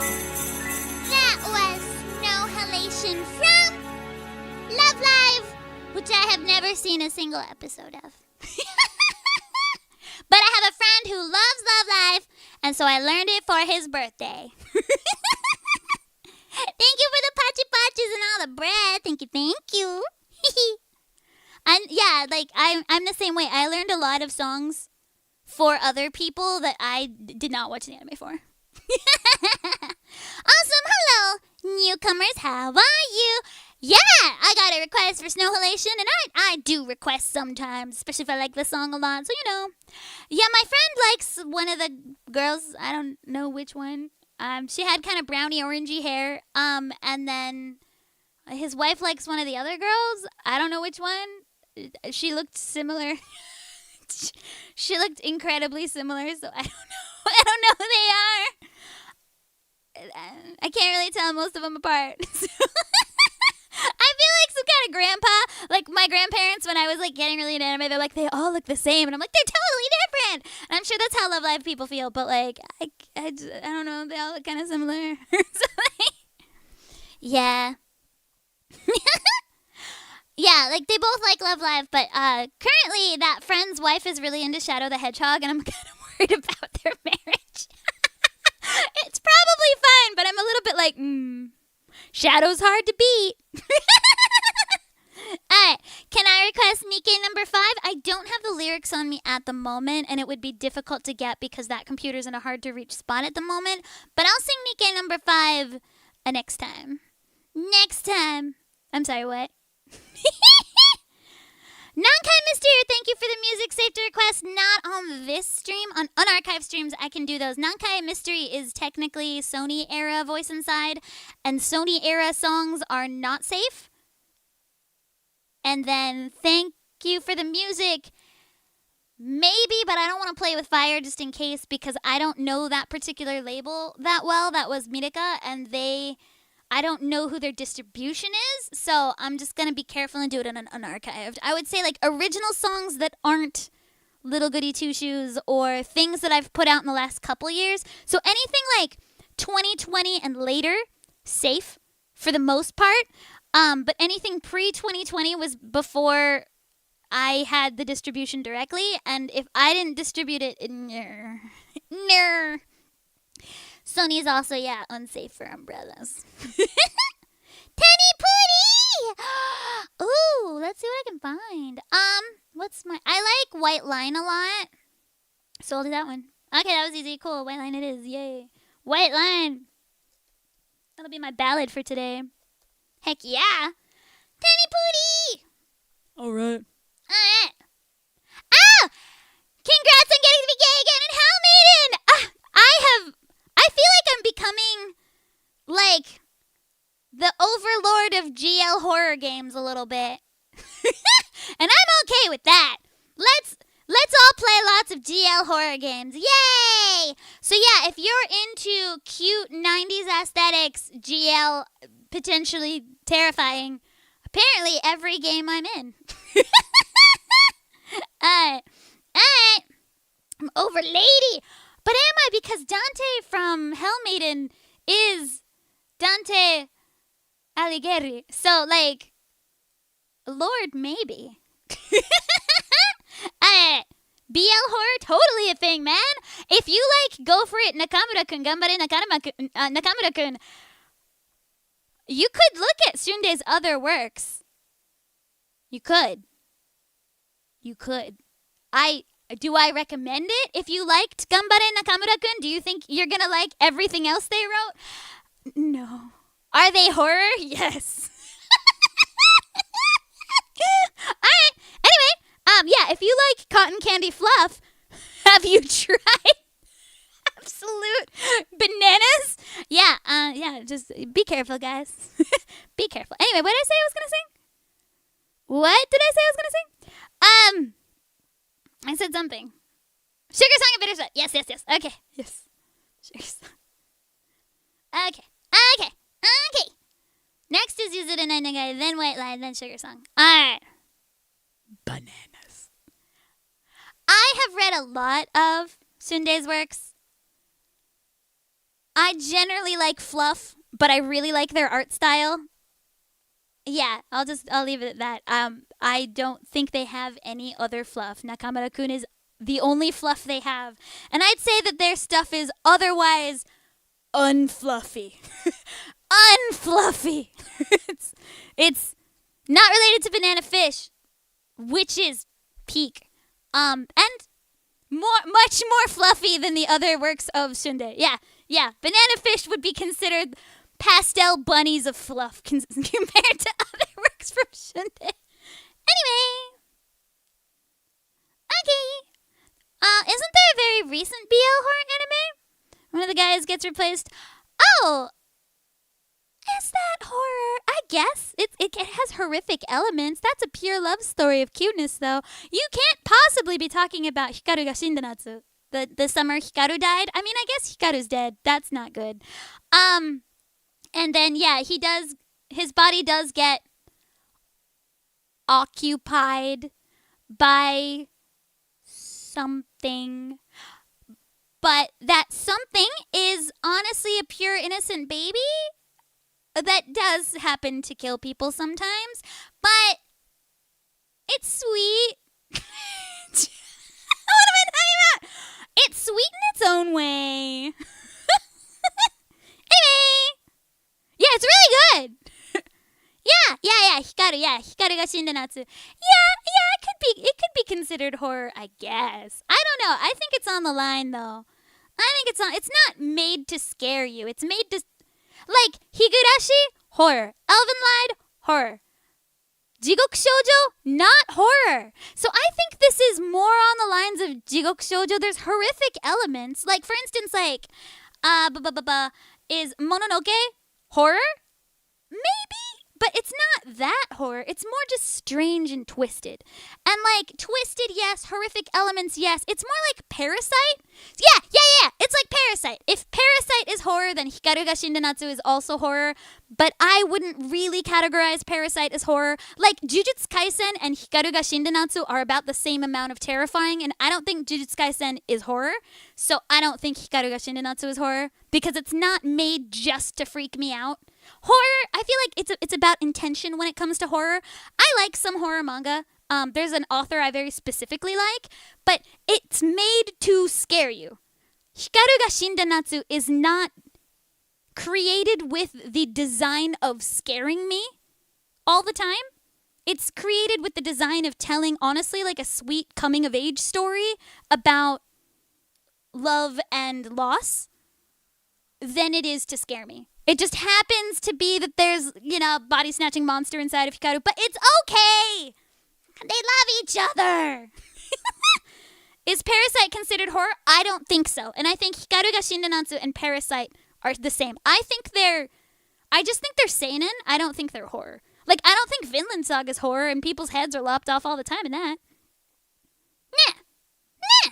Takopi I would consider on the horror edge, but I don't know if it's like Oyasumi Punpun, Takopi, those are disturbing and they are created to disturb you. And so I think they are more horror, but I don't think Takopi is actually horror itself. But I didn't like Takopi because I don't usually like horror that much. I like a couple horror authors, like mangaka, but I don't generally like horror anime, not because it's scary, but because it's designed to scare me and I'm not scared. So I'm all like, this is just a waste of my time. And that's why like Hikaru ga Shindenatsu, like the horrific elements are a side element to the main story. And like I love mysteries and like they can have horror elements, but the main part of it's the mystery. And Takopi as well, I think the main like the meat of it is not the horror element. And Oyasumi Punpun, again, the meat of it's not the horrific elements, so I don't consider any of these horror. Whereas, like, you know, Junji Ito, the major element is the horror, right? It's there to freak you out. So yeah, I think that would, yeah. I think that's what it is. Punpun is its own horror. Like, I would call Punpun and Takopi trauma anime. So, like, and Hikaru ga Shindenatsu is not trauma anime. Like, I am not traumatized from having read or watched Hikaru ga Shindenatsu, but from even passing by a Oyasumi Punpun, like advertisement in the train station, I have PTSD. I'm like, God, Punpun, Like, Oyasumi Punpun has broken me. And I am not the same person I was before I read Oyasumi Punpun. Don't read it. Unless you like being, like, that's a psychological trauma anime. I am traumatized from Punpun. And Takopi is also traumatizing. And I do not like the trauma genre. That is not my genre. I do not like trauma.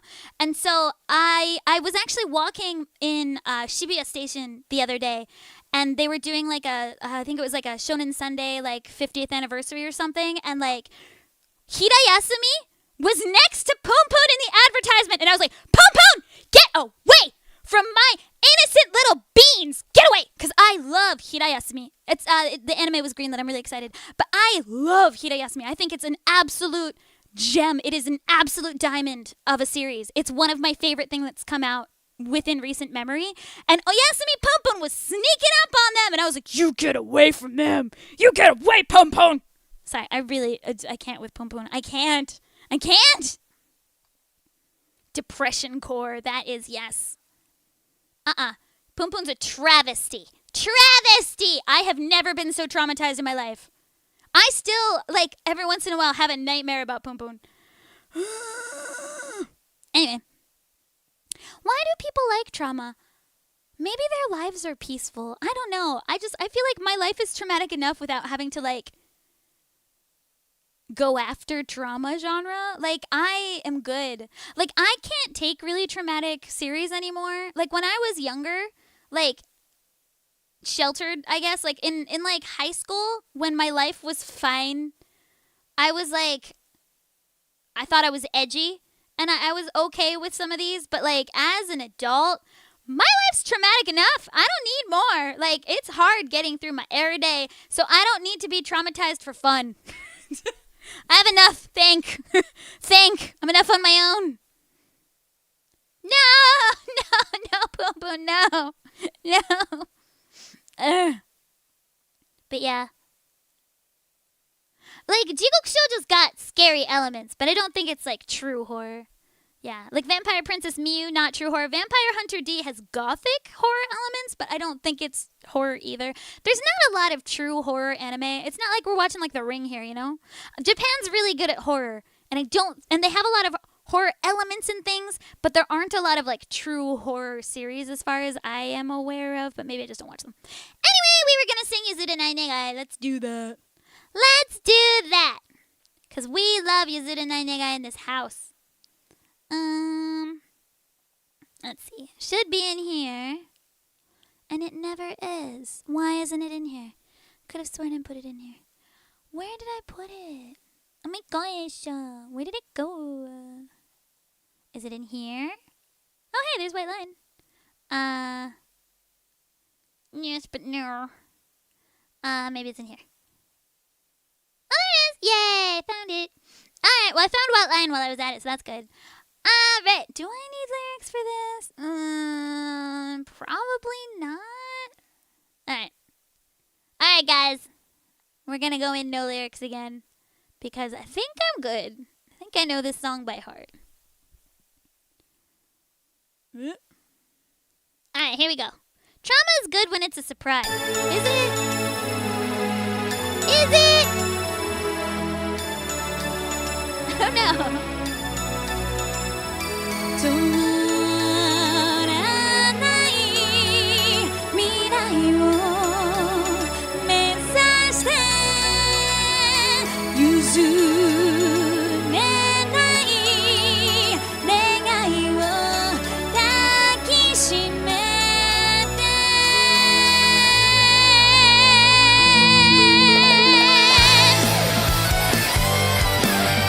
That just pops. 色が赤く染まってゆく無重力状態風にさらわれたいいつも飛べないハードルを負けない気持ちでクリアしてきたけど出し切らない実力は誰のせい止まらない未来を目指して譲れない願いを抱きしめて色あせない心の地図光にかざそう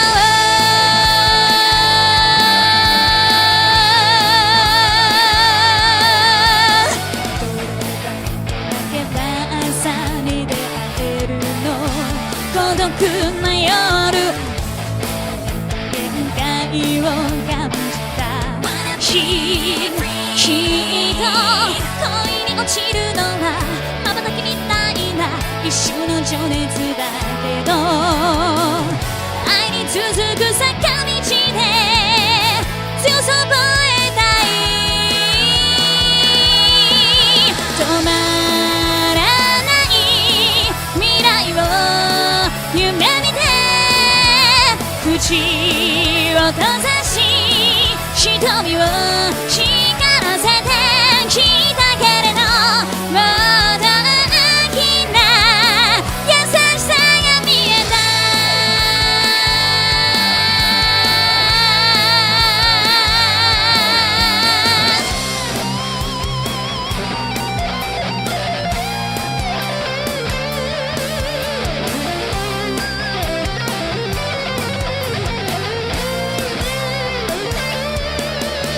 飛べないハードルを負けない気持ちでクリアしてきたけどスタートラインに立つたびに怯えていた止まらない未来を描いて腕を伸ばし心を開いて止まらない未来を目指して譲れない願いを抱きしめて色あせない心の地図光にかざそう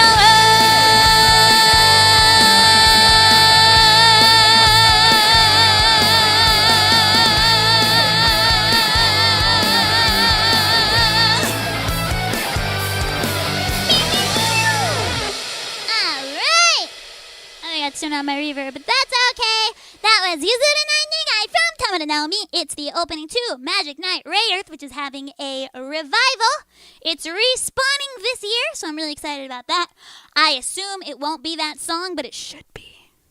They've changed the entire cast, so my guess is that they're also going to heavily change the music. But in my heart, that will always be the opening. Yay! I hope the remake's good too. The art looks pretty. It looks pretty, so I guess we'll see. I'm not sure, but I hope so. Hoping. But yeah, that's one of my favorite songs. I would say that's the song that made me want to be an anime song singer when I was a little baby supernova in space. I heard that song and I was like, well, that's the best song in the world. Nothing's ever going to top that. So I want to be part of their world. And I very much like Little Mermaided up here. So they didn't reprise the roles. Nope. It went to a lot of young voice actors. I didn't know most of them off the top of my head. I think some of the older voice actors might stay in like different positions, but the three main girls were all changed. So, it's like an entirely new cast that I know of so far. They've already announced it. So, yeah, we'll see. I hope they have mega kids. Which girl would I want to vote? Hikaru-chan da yo. Obviously, I would do nearly anything to have even just a shot to audition for Hikaru. I have always wanted to be Hikaru when I grew up. Because, like, she's strong. She's not that smart, but she's strong. She cares about her friends. She's, inventive. Like, I think she's perfect. And I have always wanted to be somebody like Hikaru. So that's the character I would want to audition for. But I think I'd be more likely to book Umi.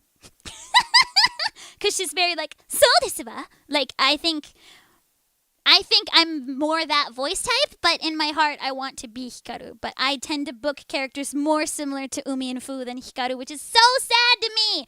I think I'm a great Hikaru, but everybody tends to, like, for the strong girls, they tend to go a little bit lower. And I think I'd end up with, like, Shy Girl, which is not my favorite. But yeah, I think most people would cast me as Umi, but I'd want to be Hikaru. Red! I like the color red! Red's the best one. Also, she has a big kitty. Umi's cool too. As a kid, I didn't get Umi, right? I didn't get it. But as an adult, I think she's great. Like, she knows her worth. She's really high spec. She's beautiful. She's like, she looks like a model. She's beautiful. She's really smart. She's in a very nice school. She comes from a really nice family. Like, She knows what she wants to be when she grows up. Like, she studies really hard. She works really hard. Honestly, she's great, and she knows her own worth. But as a kid, I was like, oh, she's stuck up. But I was like, nah. Kind of like how I feel about Sharpay in High School Musical. I'm like, no, she put in the work. Like, she is that good, though. She deserved it. Like, she is that good. Anyway. I mean, I'm not saying Hikaru was not an influence on my entire lifestyle. Like, honestly, like, I always like the red-coded characters because it's very main character energy, and I definitely want to be the main character of my own life. But yeah, I tend to really resonate with, like, passionate characters because I'm very passionate, and it's not like Umi's not passionate. But yeah, I like not very temperamental characters normally, and as much as I like Umi now as an adult, she is a bit temperamental, and I don't think she communicates well, and I've always looked up to characters who communicate really well, and Hikaru's a great communicator. She's very good at making the atmosphere bright and lively, and I've always wanted to be that kind of person, and so I now appreciate Umi a lot more. I do think that she is, like, she knows her worth, and I don't hate that. I don't hate ambitious people at all. I still don't really like Fu that much. Like, I didn't really care that much about her, like, when I was younger, but as an adult, I'm kind of like, なんかあざとじゃない? Like, I just think she's like, I don't know. I feel like she's kind of like playing the oh so innocent girl, and it's like, it's a little pick me. I don't know. I don't like it that much. Her name's Fu. Yeah, I like people person. Hikaru no Go also a vibe. Yeah, no spoilers, guys. People are gonna be reintroduced to the series, so you know. Is there a specific type of character you would outright reject playing if offered the role? There are a lot of voice actors. Like, I have a lot of voice actor friends, and some of them refuse to do certain type of characters. But my feeling is, I would want you to, like, if I was doing a horrible person, like, if like, my character was, like, a horrible, like, disgusting, vile, like, predator or some awful person, I'd be a really good actor if I could get you to hate them that much. Like the voice actor for Dottore in Japanese in Genshin, apparently a lot of people are like, I hate him so much. Your voice, I hate it. And he's all like, I did my job. And he's like, yeah, me too. I hate him. That's why I gave him that super punchable voice. And yeah, so like that would be its own fun challenge, is to see how much I could get people to absolutely hate my voice. But at the same time, I wouldn't want that to stick too hard. So there is that. But you know, there aren't that many just like vile, horrible characters written in media. Really? Most bad guys have like redemption arcs these days. So like I can't think of like anything like a role I would turn down. I do have a not safe for like I work on some not safe for work series, but I do have a line. I do not do what is called in the industry pleasure vocals.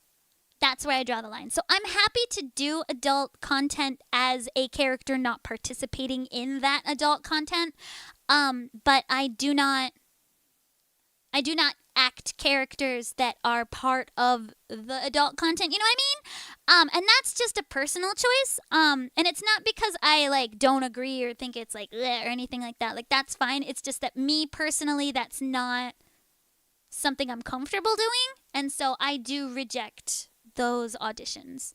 And part of it's because I work on a lot of children's content, and so I'll be in the series as a non-participating character, but I'm not really comfortable with that being my voice, or in my voice, so I do say no to those. But honestly, there's a lot of friends that won't take on characters that are villains. Like I have a friend who, she's like a really good voice actor, but she's like, I won't do villains. And I'm like, why? And she's like, because like I don't want that to be associated with my voice. And I respect that, but at the same time I'm kind of like, well, I think that having the range to do that's kind of cool. And I've been villains. Like I have definitely done villain roles, like multiple times even. And I don't mind it at all. It's really fun usually. Like it's a lot of like like a lot of like morally gray roles. And I think I have a voice that suits that type of character. And yeah, those are always really fun to do. So I like them. But yeah, it's like it's one of those things where like it's so different from me as a person that it's a really interesting challenge to act that type of character. And like obviously I'm not the same person as my character. I do think there's like a bit of an issue in casting right now, especially in the West, where people are casting basically the same person as the character. Like they cast based off of how similar you are to the character naturally. I don't agree with that. The entire point of acting is to not be the same person, and it's like fun when you get roles that align with a part of your personality. Like I resonate really heavily with a lot of different points of Alice. But I am not that, like, I'm not the same person. And I would say that she's a character I resonate more with than most characters I voice. I would say, like, Alice is the closest. Of all the characters I've ever voiced, Alice is the closest to me in personality and values. But we're not the same person, right? And it made her a very natural type for me. But I've also voiced characters that are very different from me. Like, they have very different values. They have very different viewpoints, and that's also really interesting, and I like doing both.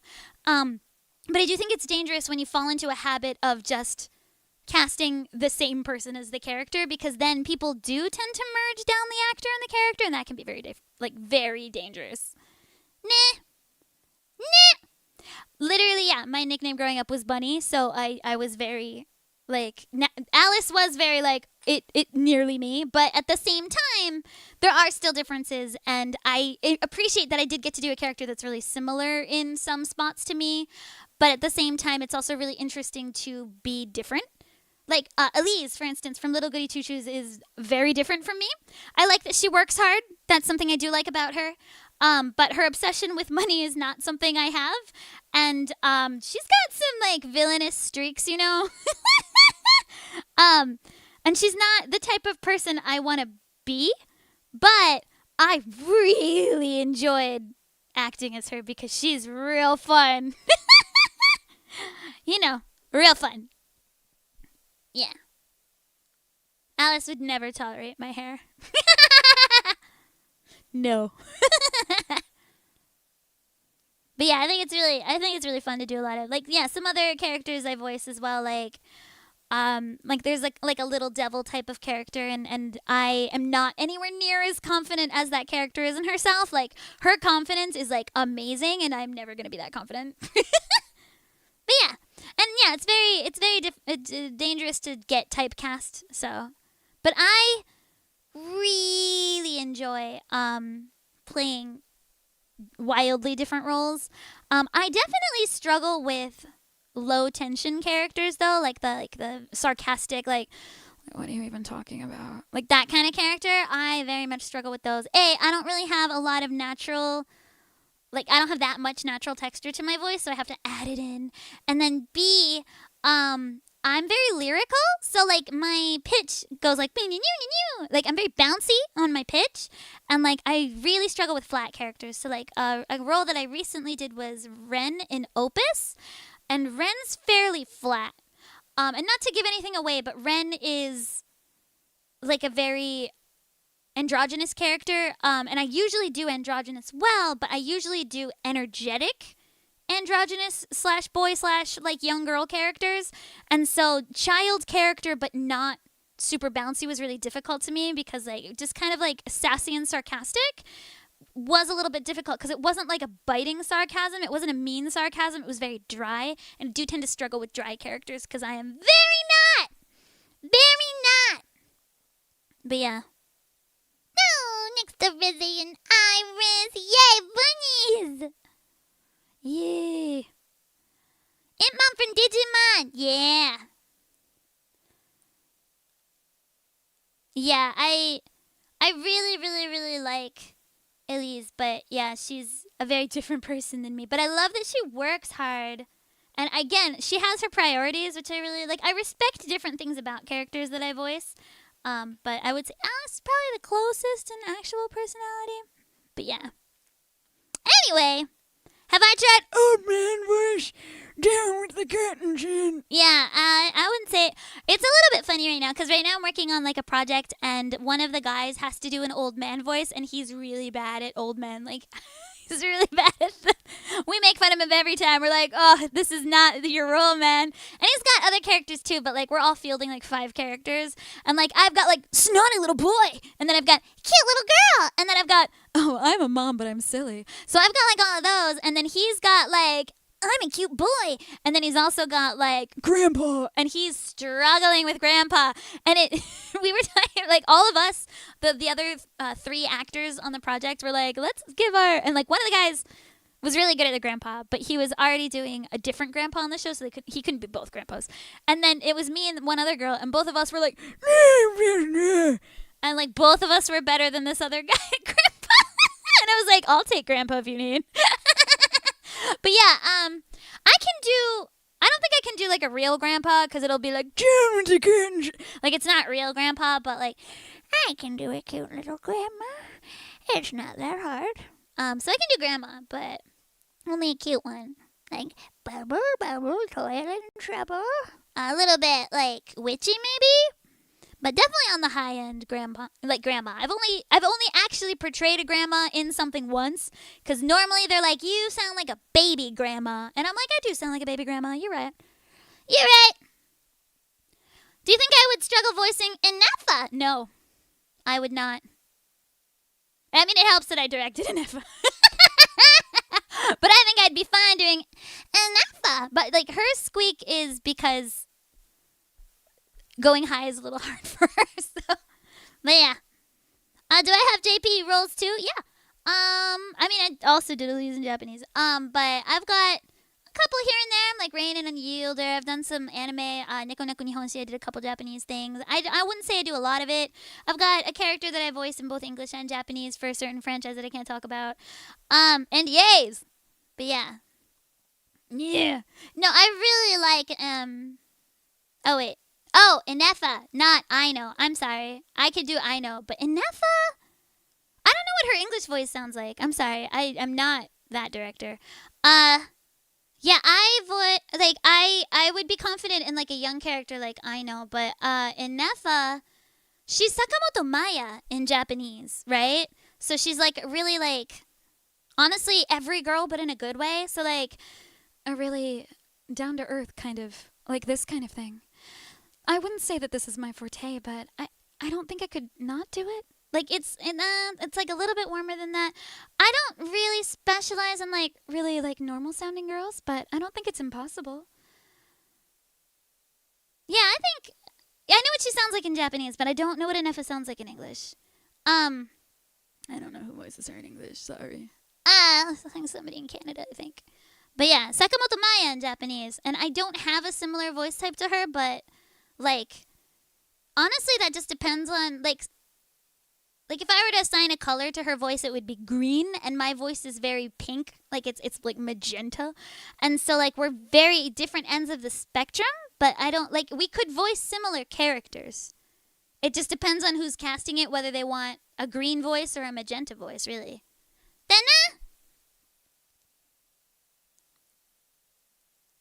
is it Nakajima Megumi? It's not. What? Was it the wrong? It's not Sakamoto Maya? I thought it was Sakamoto Maya. Who's Sakamoto Maya? Hold on. Wait, Inefa. She's also got a green voice. Maybe that's why. It's like I heard it and I'm like, it's green. I would say that Nakajima Megumi and Sakamoto Maya have similar voice types. Inefa, voice actor. Not me looking it up. Lala. I don't know the English one. Hold on. You're right. It's Nakajima Megumi. My bad. I'm sorry. I get the two of them mixed up a lot. I don't know why, but Sakamoto Maya and Nakajima Megumi are basically the same voice in my head. But again, very like green, very like normal girl, like very much super normal girl, like that kind of thing. Pink's the best color. Not biased. What if I voiced a Bang Boo? My life would be complete, honestly. Let's be real. I'd be the best NPC, I'd be the best bunny, and a Bang Boo. Life complete. Life complete. Oh, I should properly explain color of voice. So, it's easier for me to understand voices in terms of a color. So, especially when I'm casting, if I'm looking for like a vocal match, I'll go by color. So if I hear like say Alejandro Saab or something, and I need to find a Japanese voice actor that's kind of Alejandro Sabi, then I'm like, okay, what color is Alejandro Saab? And I'll be like, okay, so he's like a purpley blue, right? And it's just like the color I feel. It's the color I see/feel when I hear the voice. So when I hear my own voice in my ears, my voice is kind of like an annoying magenta, like with a metallic finish. So I'm just like an awful 80s windbreaker jacket. Like I'm the worst. And I blend really well with like purpley voices, but like the opposite would be like a green. So like a Sakamoto Maya or a Nakajima Megumi are very like fresh, springy types, so they sound like a field of grass, and they look very like Nakajima Megumi I would say is like a light green, whereas Sakamoto Maya tends to be a little bit more on the aqua, like sort of like a little bit more tealy green. And I'm not good at green. I can do yellow because it's closer, so like a yellow voice would be something like this, very airy like that, and then and that's just like me adding more metallic gold flakes in, so it's still like my pink base, but it's like covered in like a yellow film. And I struggle going into the blues and the greens because they're too far. Yeah, did that help? I don't know if that helped. Yeah, it doesn't fit me. I wish my voice was red, but reds tend to be a bit more damaged. And like for instance, like if we take like Phoebe, ever so Phoebe. Phoebe is very much a pink, but she's like a purplier pink, so she's like this like kind of like pinky lavendery thing. But she wants to be green, so that's interesting. But she's actually like on the purpley end of pink, so I'd give her like a dusty purpley pink thing. And it's just, she's ever so Phoebe, right? That's Phoebe. What color is Aoyuki? Oh. I'd have to listen again.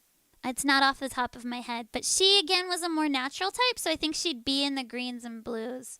But I think she was like a I think she was closer to yellow. I think she was like a light green. I don't quite remember. Girls don't tend to go that far into blue. I don't know why. It's just how the colors work. So, like my cat, for instance, Cricket, brown. Cricket's like, and like it's a really muddy color, so she's ended up kind of brown. And that's basically used to be a yellow. On a good day, it's a yellow, but it's sunken into brown. And like it's difficult to explain, but essentially like really vivid colors are really easy for me to tell, but like the more like kind of muddled they get, it's harder for me to tell. Yeah, thanks. I can do color types that are so I do impressions that are similar to me. So for instance, like Naruto, I can't do Naruto himself, but I can do the same voice actress does like Endo from Inazuma 11 and like Chromie and stuff, and like datte ba yo, datte ba yo, datte ba yo. So like it's around there. She's a purple, so I can get into it.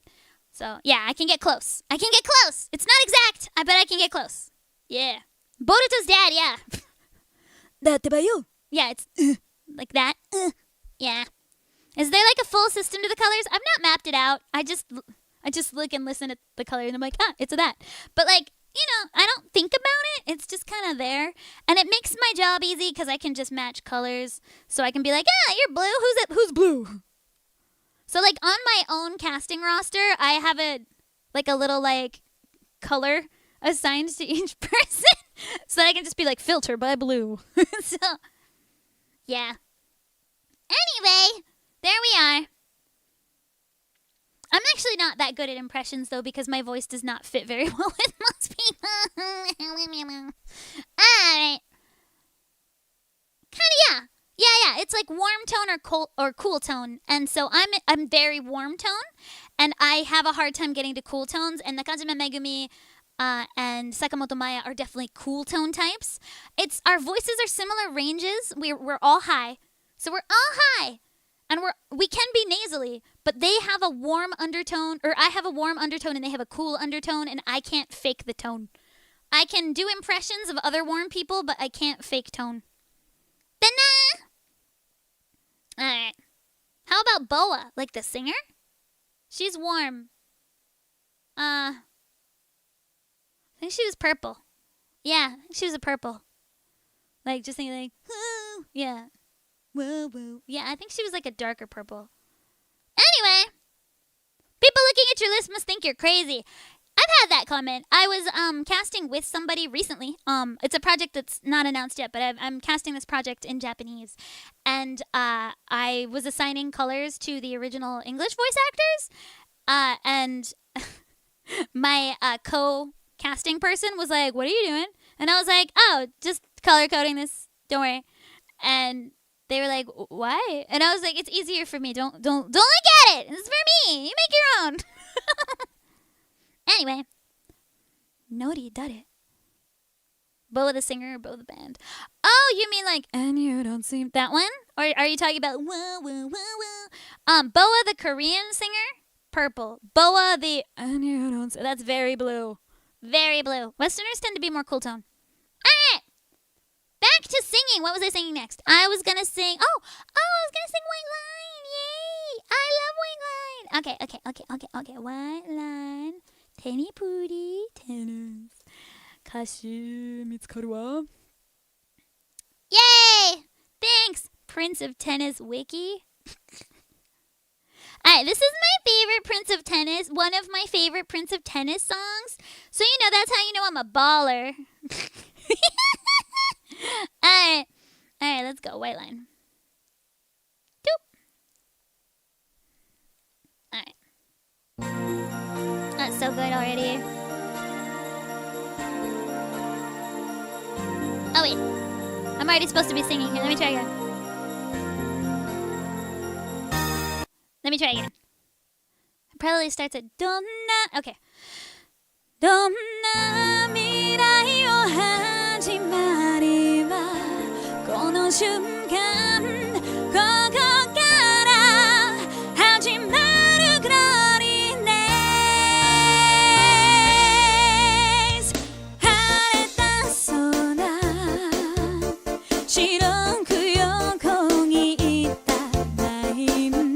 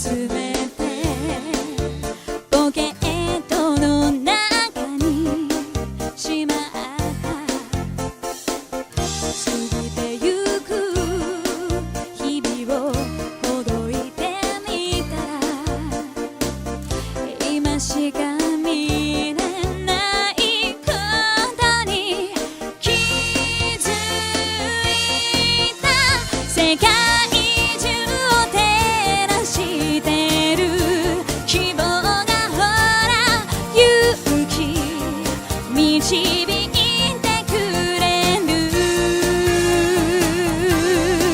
どんな未来の始まりはこの瞬間ここから始まるグローリーです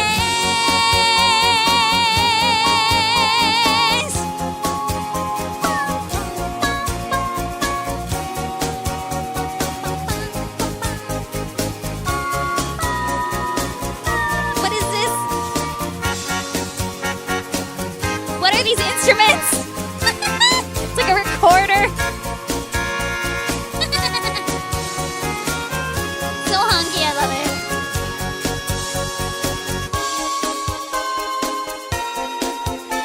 世界中の言葉でも言えないような色で思いを描こう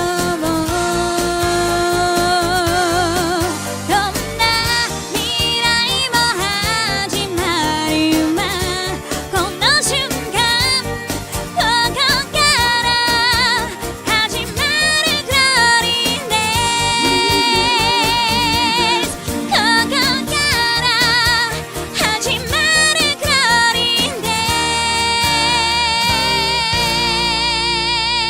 す How good am I at playing the recorder? I don't know if I can play the recorder.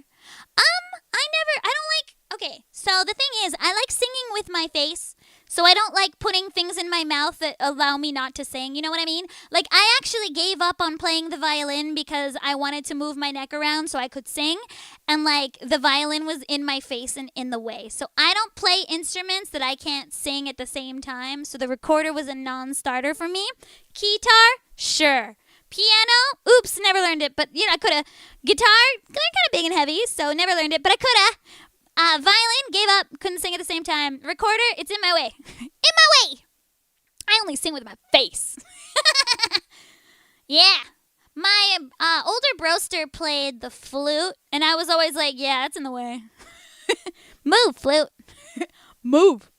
Oh, you missed Snow Elation. That is, it's like a several-part Greek tragedy right there. Yeah. Lindsay Sterling can dance with a violin. Yeah, you could do like, you know, an Irish jig with a violin, but it's really hard to sing and play the violin. Because in order to sing well, you kind of got to move your head around a little bit, right? Like, quite a bit, actually. But like, when you play violin, your chin is resting on it. So like, you can't like go like, rah, rah, rah, because the violin will go like, rah, rah, rah, right? So like, yeah, you can dance, but you can't really sing and play the violin simultaneously. I tried. Can I sing Ruby Slippers Mirage? I don't have the karaoke for that, so no, I can't. A crisp morning. Ooh. What is... Oh, Nori-chan's color. そうだね. Nori was a purple. Yeah. Yeah, Nori-chan is a purple. Very pretty purple. Very fun to blend with, too. Yeah, I blend really well with purples. And, yeah, because Nori-chan was in the concert that I did, and we sang Hikaru Nara, and I was like, oh, yeah, we blend. So, yeah, Nori-chan was very much a purple. Yeah! Yeah, I could also just imitate the violin and be like, ah! Yay, violin, let's go. Yeah! Yeah, it was so fun! It was a lot of fun. I should do another one of those. Do I have time to do it before my birthday? What day is... September 25th. August, July... Ooh, if I start now. Okay, maybe. Oh, do I think I can start now? I'm going to talk to Stella. If Stella helps me, maybe I can do it. Nah. Star Trek? Was I? What? What? Was I? Am I making promises? Muiski? Am I making promises without knowing I'm making promises? Oh! You guys didn't ask, but I'm going to tell you because it's now time for Plant Check! Who's still alive and who died while I was depressed? Plant Check. All right, starting with who we have outside. Outside, we've got Magenta plant, fine. Magenta plant is fine. I've gotten it to flower twice now. Next to that is curry plant. I thought curry plant might have died over the winter, but curry plant has decided to have some very pathetic branches up at the top, so maybe we'll get one curry out of it. Next to curry plant is little purple perennial. Nope, not a perennial. Little purple annual will die at the end of the summer, but he's really cute at the moment. He's getting kind of weedy, but I'm okay with that. Next to that, we have the rose formerly known as Big Rose, but is now the smallest of the 3 roses. I guess he's a tea rose. I don't know. But rose formerly known as Big Rose has its first bud of the year. I'm a little worried because it's significantly later than it should be, but you know what? He's trying. I appreciate him. Next to that, we've got Lemon Tree. Lemon Tree's growing. I like this. I was worried because Lemon Tree hadn't grown, and Lemon Tree has 3 baby lemons coming, so obviously I did an okay job pollinating lemon. Now, I had 5 lemons, and I was going to kill maybe one of them depending on if they got bigger or not. And then the other day, one of the lemons hadn't gotten bigger, so I took it off. But then I realized I'm missing a lemon. I only have 3 lemons now. And I was like, what happened to lemon number 4? It was the only one on that side of the lemon tree. So I was like, 結構期待してたよ. And then I found him on the ground. So one of the lemons fell off, which I'm really sad about. So now I have 3 lemons. My goal is to have no less than 3 lemons, because last year he had 2 lemons. So I want at least 3 lemons. But, you know, if I have to cut it down to 2 lemons, I have to cut it down to 2 lemons. I'm getting a little bit worried because the ants seem to like the lemon tree. So I might have to do something about that. I don't know what. Next to the lemon is the verbena. Verbena-chan, going great. I've let it get a little bit too long, so I need to trim it. But I'm also going to repot it and split it in half for a friend of mine who said that they wanted to try it. My verbena's been going for like many years at this point, so I'm totally comfortable doing that. Next to that, I have a little alpine climber that I forgot to water, and so he's not the happiest, but he's still alive and he's flowering, so we're good. Next to that, I've got the mountain ajisai. It's a mini ajisai. His flowers are over, and so I need to decide how much to prune him, but I've never had an ajisai before. It's a hydrangea, so I don't really know what to do. Next to that is my Harlequin rose. It's not happy. I think I need to repot it. I think it got too big for its pot. It's probably root bound, and I think they were probably pumping it full of like nutrients, and now that I am no longer doing that, it's struggling. So I think I need to give it more rich soil and repot it. So I have bought it a new pot that I will repot it in as soon as I can. I just haven't had time. Next to that is my little orange rose. He's great. He's happy. Next to that is the quince tree. He's great. He's happy. Next to that is my blueberry bush that I bought in revenge for killing my other blueberry bush. And I forgot to water him, and he needed to be repotted, and I didn't do it because I was really busy, so he's sad. I lost all those blueberries. Next to that, some silver plant. I don't know what it's called. It's doing great. It's getting too big. I should probably trim it. Next to that is my osmanthus, who is currently being eaten alive by bugs. I need to figure that out because I really want him to flower this year because those things smell like candy. And then I took some cuttings of this little purple plant that I've got inside to see if I could make new ones, like make more, and I did. So yeah, I like cut some tendrils off, and then I just stuck them in some dirt, and now I have many more of them. So I guess I propagated some plants. Look at me go. So what I'm going to do is, because like honestly, this is a really leggy plant. I think what I'm going to do is I'm going to get a bigger pot and just stick them all in, and it'll look bushier that way. And I'll just keep doing that. And then my watermelon plant, I need to desperately trim. He's not that happy right now. And then my money tree plant is fine. He's happy. And then my fern's good. Fern is good. Yeah, so everybody's good. I have only lost 2 annuals, but I was going to lose them anyway. So, I mean, yeah, like they weren't going to last past the summer, but they got fried in one of the hot days, and they weren't going to last much longer anyway. They were annuals. They weren't supposed to. So, yay! Do I have hydrangea? Oh, yeah, I have 2 hydrangea. I forgot about the Ray hydrangea. I put him out of the sun, and his flowers became green, which is a little sad because he was like a really pretty purple blue. But, yeah, they're fine. I don't know how to cut them back, though, so now that it's past hydrangea season, I need to figure out how to cut them back. I don't know how to prune them. We'll figure it out. I'll look it up online. This feels like a lot of plants. When I get depressed, I buy plants because they're not that expensive. I buy books and plants. Those are like my 2 major vices. I don't collect figures. I don't really buy a lot of games. I don't spend money on like gacha. I don't buy like a lot of stuffed animals or toys or anything. I really spend the vast majority of my disposable income on books and plants. But it's not like I buy plants all the time because I do have like a space problem. I'm out of space. I cannot buy any more plants. Maybe. But I got really stressed out in May, and a lot of plants I like came out in May. I'm like talking about it like it's a book. Plants I like come out in May. I really like hydrangea. I really like big flowering plants and like fruit plants. So I bought a bunch. The roses I'm struggling with. Roses are said to be really difficult, but they're also said to be really easy. And I feel like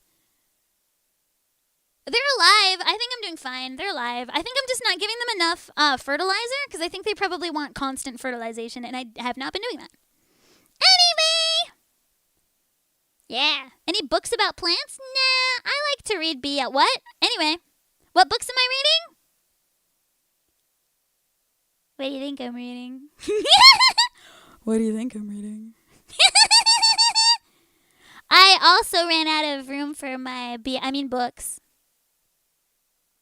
I should sing something. Yay, bunked.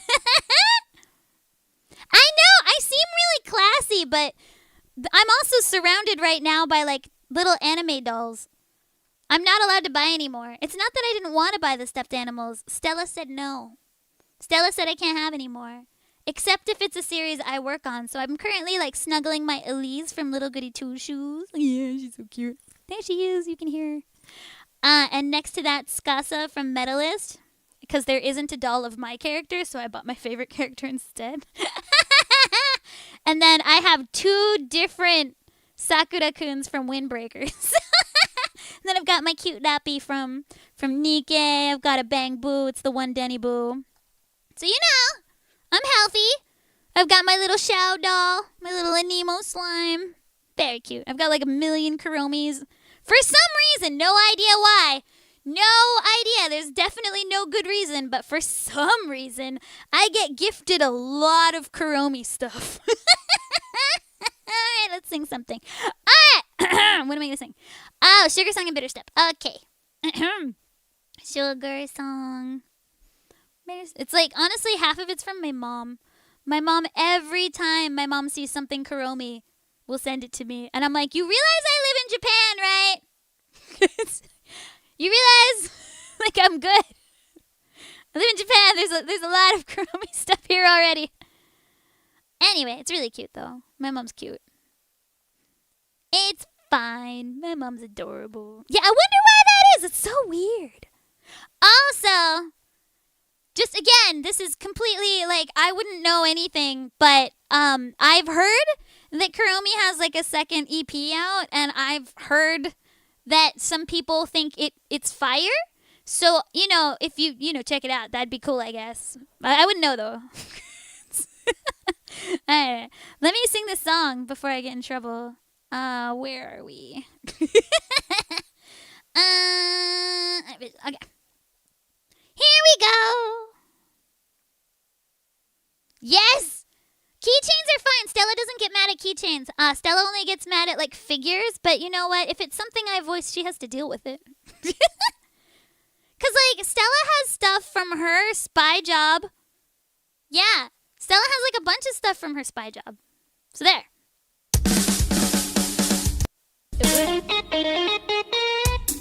Deal with it.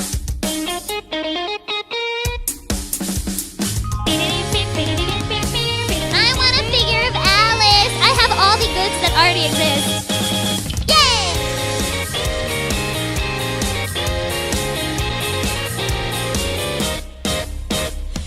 超天変地みたいな競争にも慣れてこんな日常を平和と見間違うランブリーなロスター揺さぶられながら見失えないものはなんだ平等性原意識の概念に飲まれて心までがまるでエトセトラ大嫌い大好きちゃんと喋らなきゃ人形と差し変わらないしああ良い街を行く人だかりまあ嬉しそうだったり寂しそうだったりコントラストが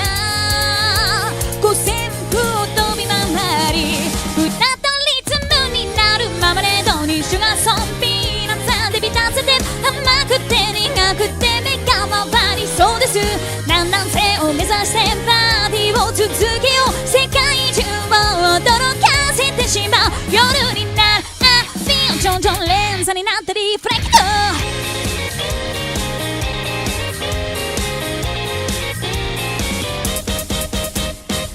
大前線後錦のせいろにもまれて僕らの音楽は道具になり下がる。こっちを向いてよ、背を向けないでよ。それは正論にならないけど、祭り早しのその後で高ぶったままの人、泣き出してしまう人、多分同じなの。でも言葉にしようものなら季節が刻まれる最高だ主がそう幸せって満たせて死ねない理由をそこに映し出せ。欲しかったって土足で明日は来ちゃうけど、のない天気予報のアップデートを果たしたなら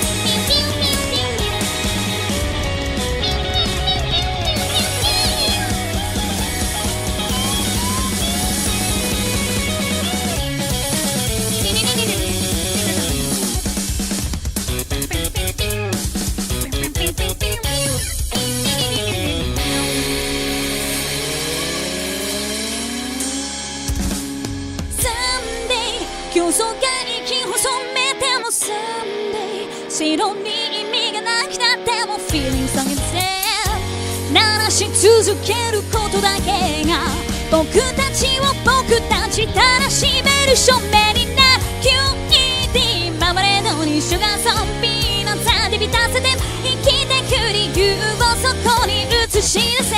報告とは共演奏の距離が誇らしい世界中を驚かせ続けよう。ママレードにシュガーソンピーナッツで満たせて甘くて苦くて苦まばりそうです。南南西を目指してパーティーを続けよう。世界中を驚かせてしまう夜になる。ビヨンジョンジョン連鎖になったリフレクションゴーゾン一挙 3.1 なんさって待って一挙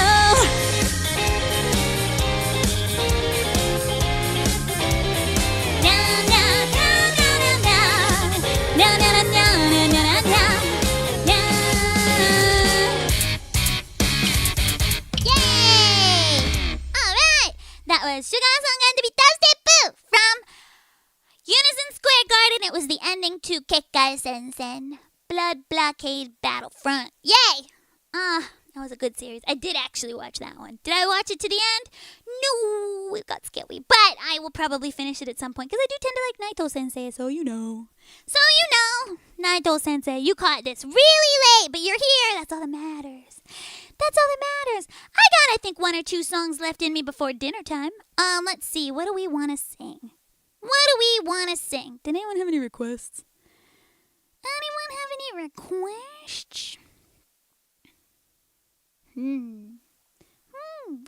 Pachi arigatou.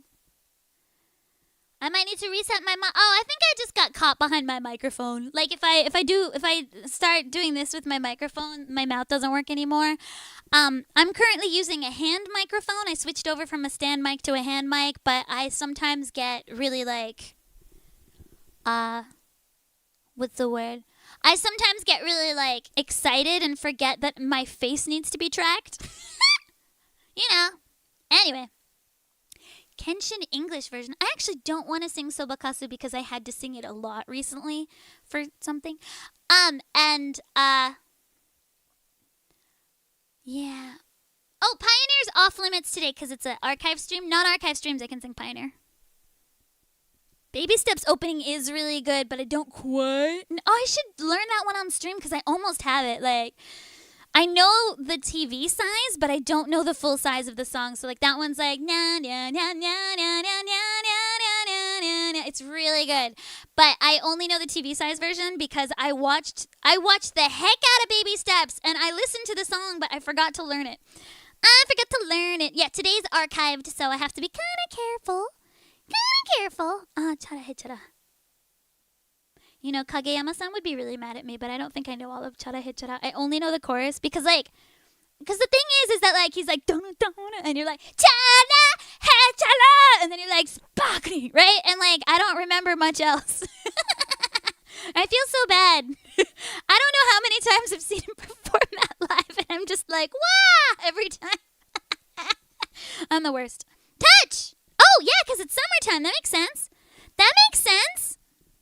Well, you took a fire. Is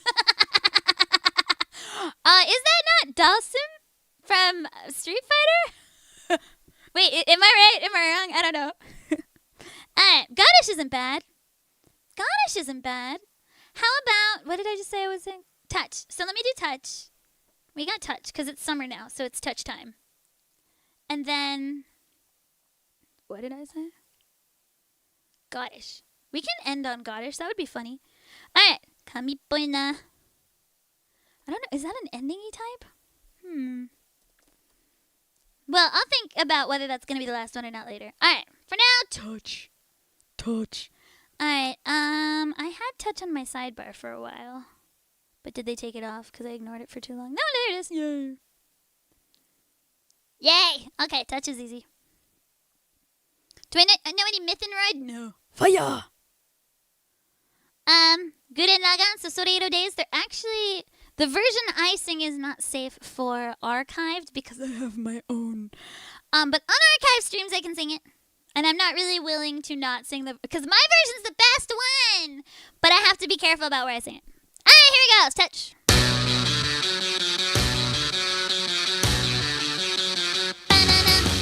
呼吸を止めて1秒あなた真剣な目をしたからそこから何も聞けなくなるの星屑ロンリネスきっと愛する人を大切にして知らずに臆病なのね落ちた涙も未来振りすれ違いや回り道をあと何回過ぎたら二人は触れ合うのお願いタッチタッチここにタッチあなたからタッチ手を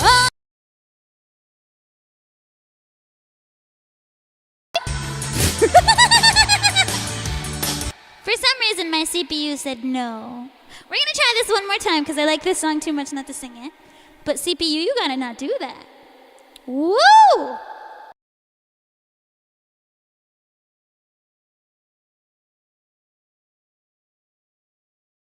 Uh-oh.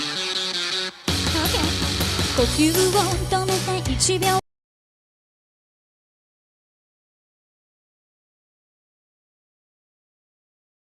何も聞けなくなるの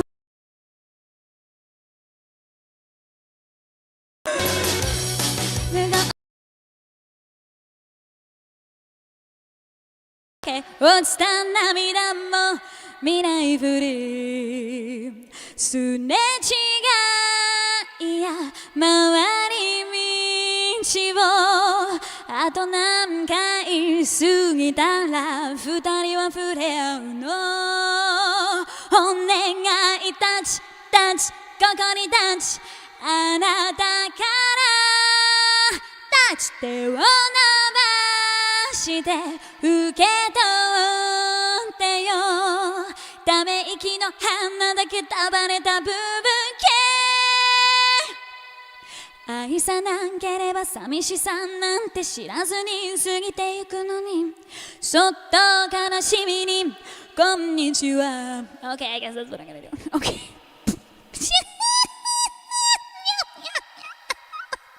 Why?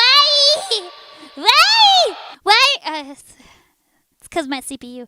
How did you still not buy a new PC? It's already the Rampacalypse. I know. That's why I haven't bought a new one. It's because the second I was like, I saved up. I'm gonna buy one, and then it was the Rampacalypse. Mom, it's okay. I'll get there. I don't know why I decided to die on touch though. Let's see if it dies on anything else. Weird. Well, let's see how Kami Poina goes, and if that goes badly, it goes badly. It's been okay today, though. Like, it hasn't been that bad. What's going on? Was it just touch it didn't like? Was it just touch? Weird. Alright, well, let me try Kamippai na, and let's see how that goes. And if it says nar, then it might be time to end my stream. Then it might be time to say goodbye. If for no other reason than I have to. Alright. Let's see how this goes. It's gonna go up again? Yeah, the chat's working this time, but... but my computer says no. It's one thing or the other with this thing, I swear. I swear. It'll never hit OG prices again. I blame AI. Alright, let's see how Kamippoina goes. Yeah, I think the laptop's melting from the inside out. Oh, it's hot. Ouch. Okay. Well, let's see if we can make it through.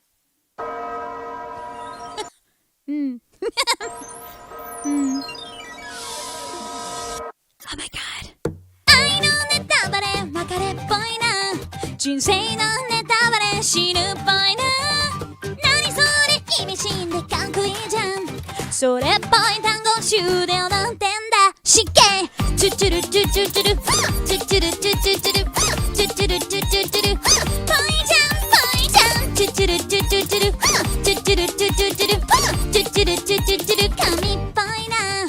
もういいぜもういいぜそれもいいぜもういいぜ逆に興奮してきたな。大きいね大きいね夢大きいね大きいねケーキいいけど姿勢は人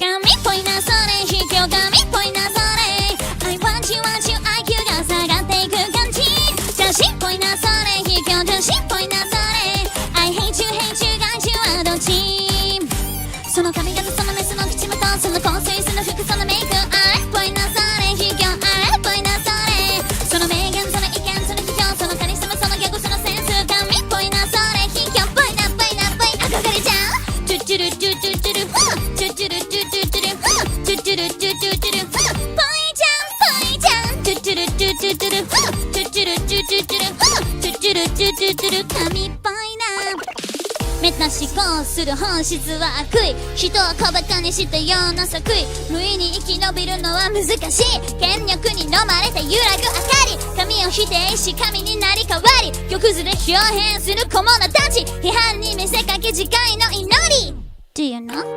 何言ってんのそれうるさい何言ってんのそれ意味がよくわかんないし眠っちゃうよマジ秋っぽいんだ OK みんな秋っぽいんだ OK 踊れるやつちょうだいビームきしょいねきしょいねそれきしょいねきしょいね逆にファンになってきたじゃんちっちゃいねちっちゃいねおちっちゃいねちっちゃいね天才ゆえ孤独ですねかけ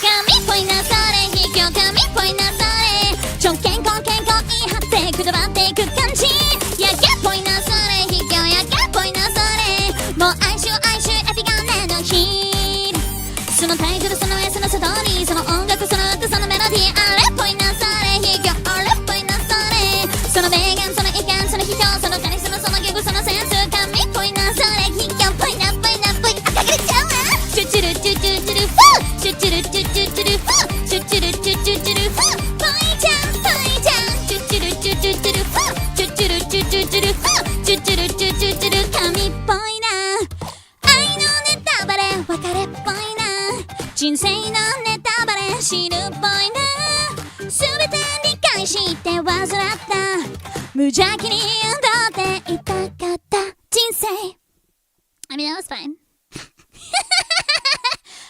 that was fine. What's going on, Touch? Wow, okay, alright, fine. Touch just said no. Touch didn't want to be sung today. Okay. That was Kamippoina from Pinocchio P. It's a Vocaloid song. See, I know cool kid songs from 5 years ago. But yeah, I really like that song. My whistle's not working well today, though. But yeah, I'll look into, RAM prices again, but I've just Totemo, I've not been in that place in my brain for the last couple months, but I will look into it again. But like you say it's like back to school, but like not in Japan. Because I was thinking about it, and I have a couple things to say. It's not back to school here. It's just summer vacation. We're just going into the like it's not shingaki or anything. We're just going into the next semester. We don't have back to school over summer. That was a few months ago, so we're good. Also, Hikaru ga Shindanatsu is not a BL series. It's not. There's no BL happening. Like, they love each other, but that does not equal BL. So, that's something I've been thinking about for like an hour and a half. Because I was like, it's not, like, BL's like, it's a genre, but like, they happen to be gay, but that's not BL. That's like a different thing. Like, there's a difference between LGBT manga and BL. Like Ao no Flag, LGBT.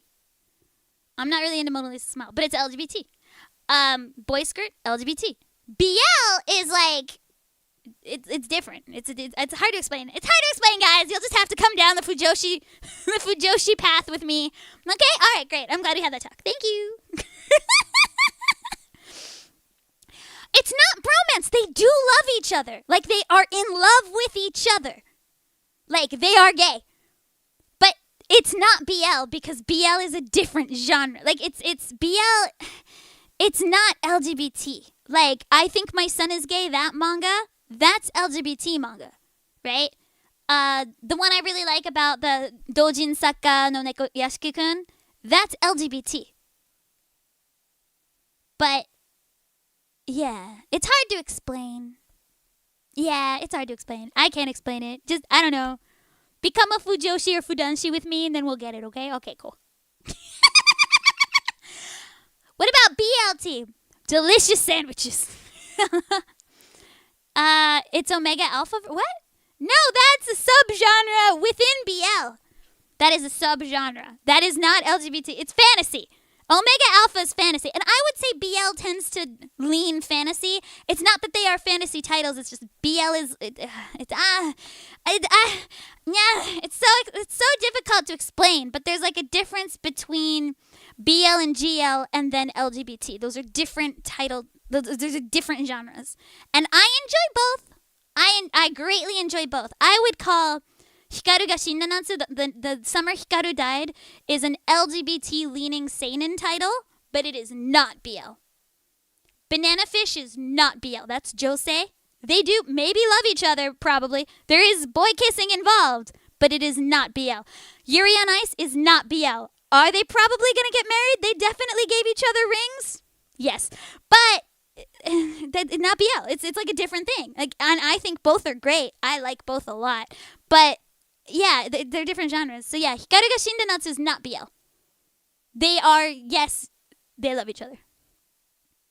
But I would also then argue that Hero Academia, Bakudeku's, or Dekubaku, because I generally prefer Dekubaku. But yeah, I would argue they love each other. Is it BL? No. It's shonen. Gundam Orphans? Could it be BL? But is it? No. Gundam Wing? Any Gundam, really? Any Gundam? Is it BL? No.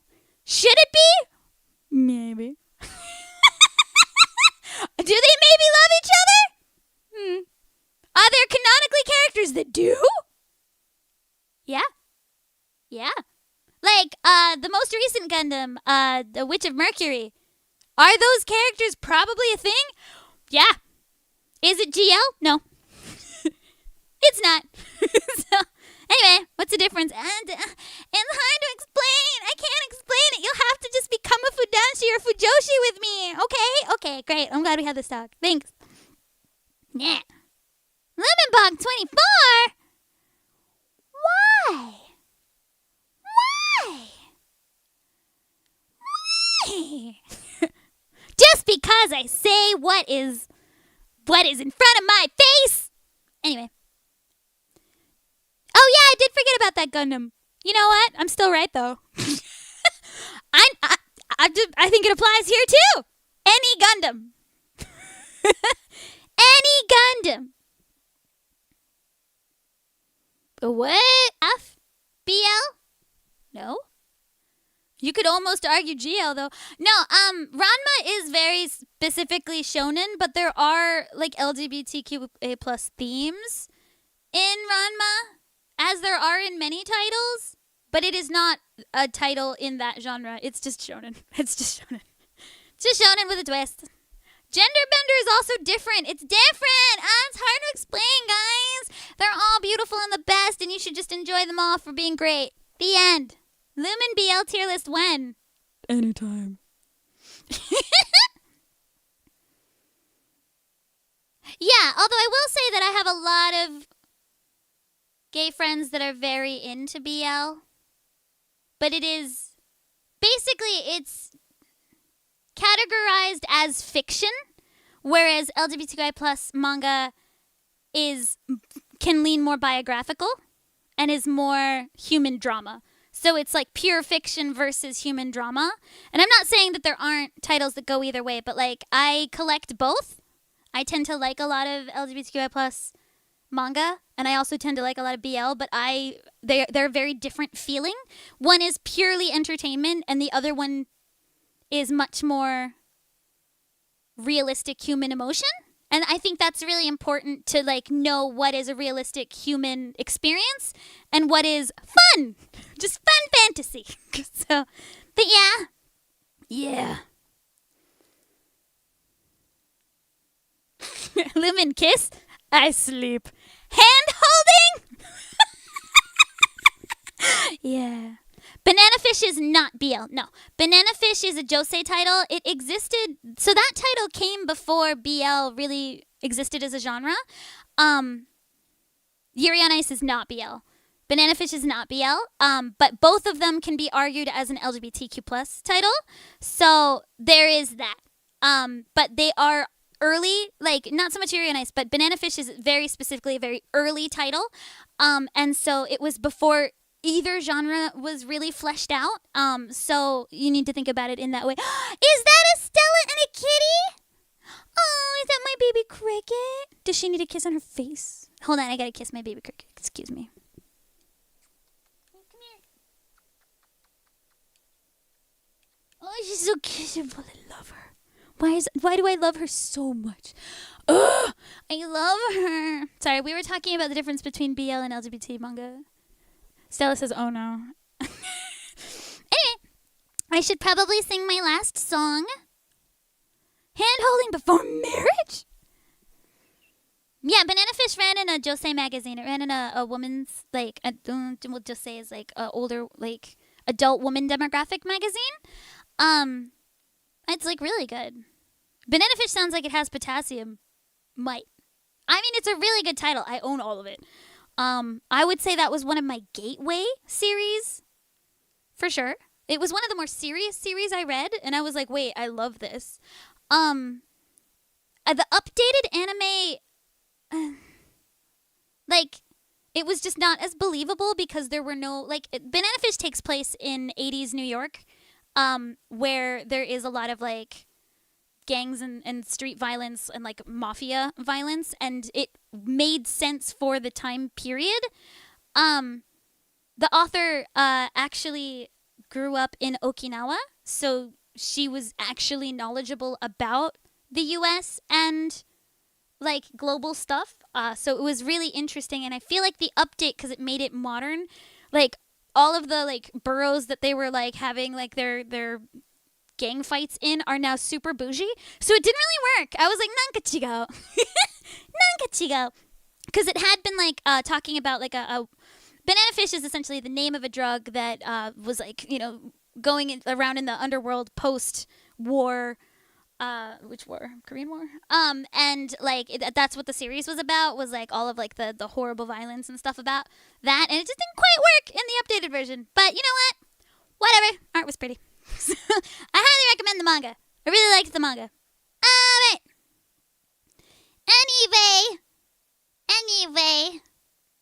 Anyway. So we're going to... Lumin was in New York City. Lumin was not in New York City. I've been to New York City, but I've never lived in New York. No. Anyway, we will now sing our last song. I think I liked the idea of Samurai Heart as the last song, but then it is dinner time. Samurai Heart! And then I have to have dinner.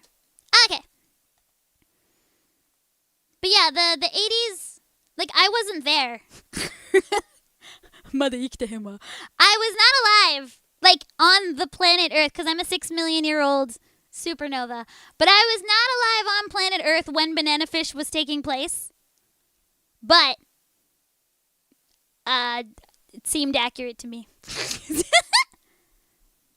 Yeah, I think they should have just said it in the original period. They did this with Ushio and Tora, too. So instead of him payphone calling his family like, hey, I'm not dead, I'm just like, you know, going on a yokai hunt all over Hokkaido. That didn't quite work when he had a cell phone. Because I was like, well, you can get a hold of him, Jan. But yeah, before it was like, you know, payphone, he didn't have enough money. Like, it was like actually like Kid on the Run, and like it doesn't really quite work in this day and age. So like the updates have not been working for me, like Ushio and Tora and Banana Fish. I would prefer they just set it in the original time period and not have cell phones. Anyway, let's go find Samurai Hata! Samurai Hata! Do I have it in here? I might. Let me find it. Hey, Samurai Hata! I can have my little baby lemon that fell off. It wasn't ripe when it fell. I watched Spy Air Kids. Oh! Wait. Oh! I was confused as to whether it was Spy Kids or Spy Air. Spy Air Kids. Alright, let's find it. Let's find it. Should be over in here. I don't. もしかしてないわ。Samurai Hata. あ、日本語じゃないと出てこないわ。Samurai Hata. カラオケ。カラオケ。にゃー。カラオケ。オッケー。わあ、ガイドなしバージョンあるよ。Yeah, dinner's probably a good idea. Am I watching the World Cup?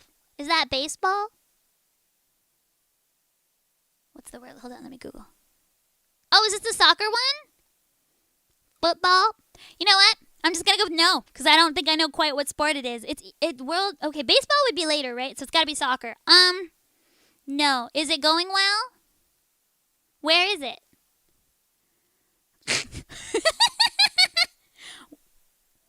Yeah, I've not been doing much other than work, so, is Japan doing good? I feel like no. Oh, Japan won? Good job, Japan! Good job! Who else is winning? Is the UK winning? Oh. We do not sports ball here. I like baseball. Ushio to Tora is like a really awesome, it's like the same author as Karakuri Piero. That probably means nothing to you. It's a really, really good yokai manga about this, like, it's like if Inuyasha wasn't romantic at all. It's about this kid, Ushio, and he finds this yokai, like, sealed in his basement and sets it free, and this is like a super awesome, powerful daiokai who kind of looks like a tiger.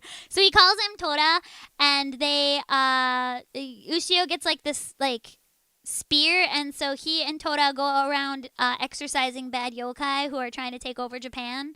Good stuff. I really like Ushio and Tora. I like it, I think, the most out of that author's work, but I would say Karakuri Piero's is not it. Karakuri Circus. Karakuri Circus is a little bit more famous, probably. Karakuri Piero is a Vocaloid song. Okay. Yeah, I didn't love the remake for Ushio and Tora, but you know what? I watched it all. Space Jam! I watched that. Yeah, I'm like a baseball guy, though. I like baseball. Alright, here we go. Samurai Hata!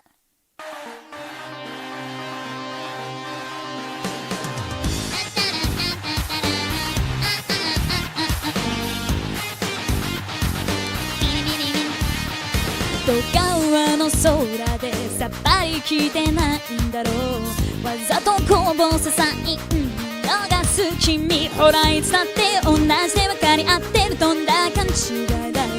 ここにいる僕に気づけないんだろう。人混みに紛れて一人虚しくて見上げる空、届かない会話キャッチボール孤独は増していく。 Hey hey 答えて誰かいませんか、ずっと探しても答えないや。 Hey hey 僕だけが僕を作るから、泣いたって笑って憎んだって愛して生きてゆこう。ランタランタンタンタルは Hey hey 侍、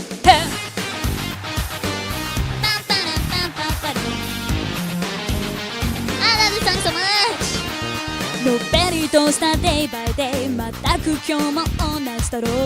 溶け込めない人になれない街、人並みに立ち止まり振り返り確かめた足跡、前よりほんの少しは歩けてるかも。すれ違った街のガラスに寂しげに映った自分、ムカつくんだそんな自分は無関心な世界も。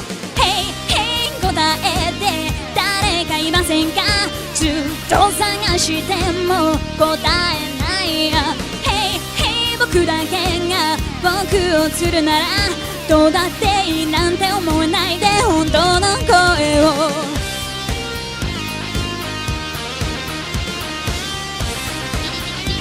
I really want to get like a proper version of this made with like real guitar.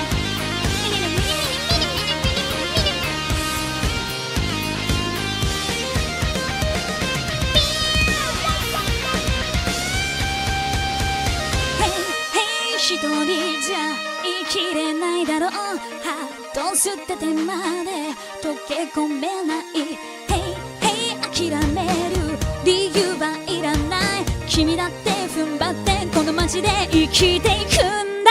Hey hey 答えて誰かいませんか、ずっと探しても答えないから。 Hey hey 僕だけが僕を作るんだ、泣いたって笑って憎んだって愛して生きてゆこう。 Hey hey 侍、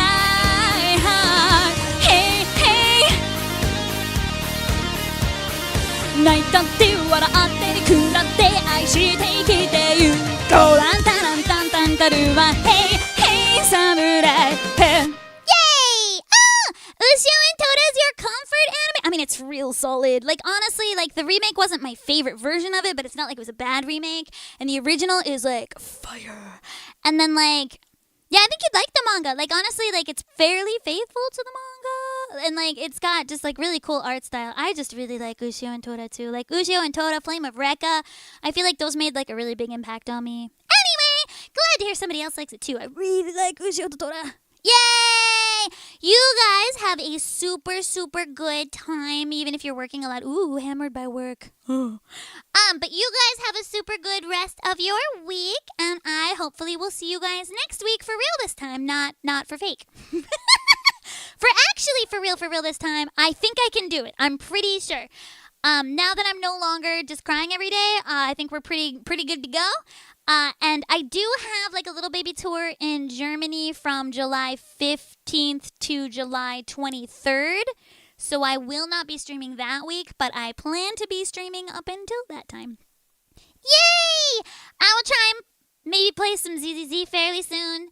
And I will do like a little bit more like proper of a karaoke sometime soon. That would be good. And maybe I can get Stella to join me when she stops being sick. Yay!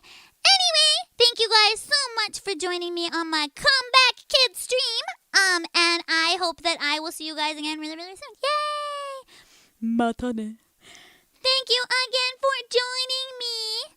See you. Love you. Bye bye. またね。